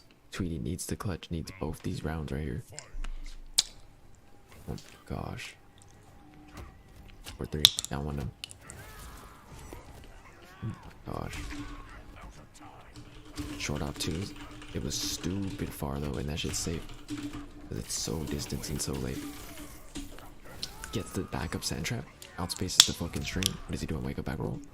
Now force. Keeps it safe. Tweety. And gets him out of the air. Short up kick. Did you see this wall? He's a fucking menace. That boy walked him. No.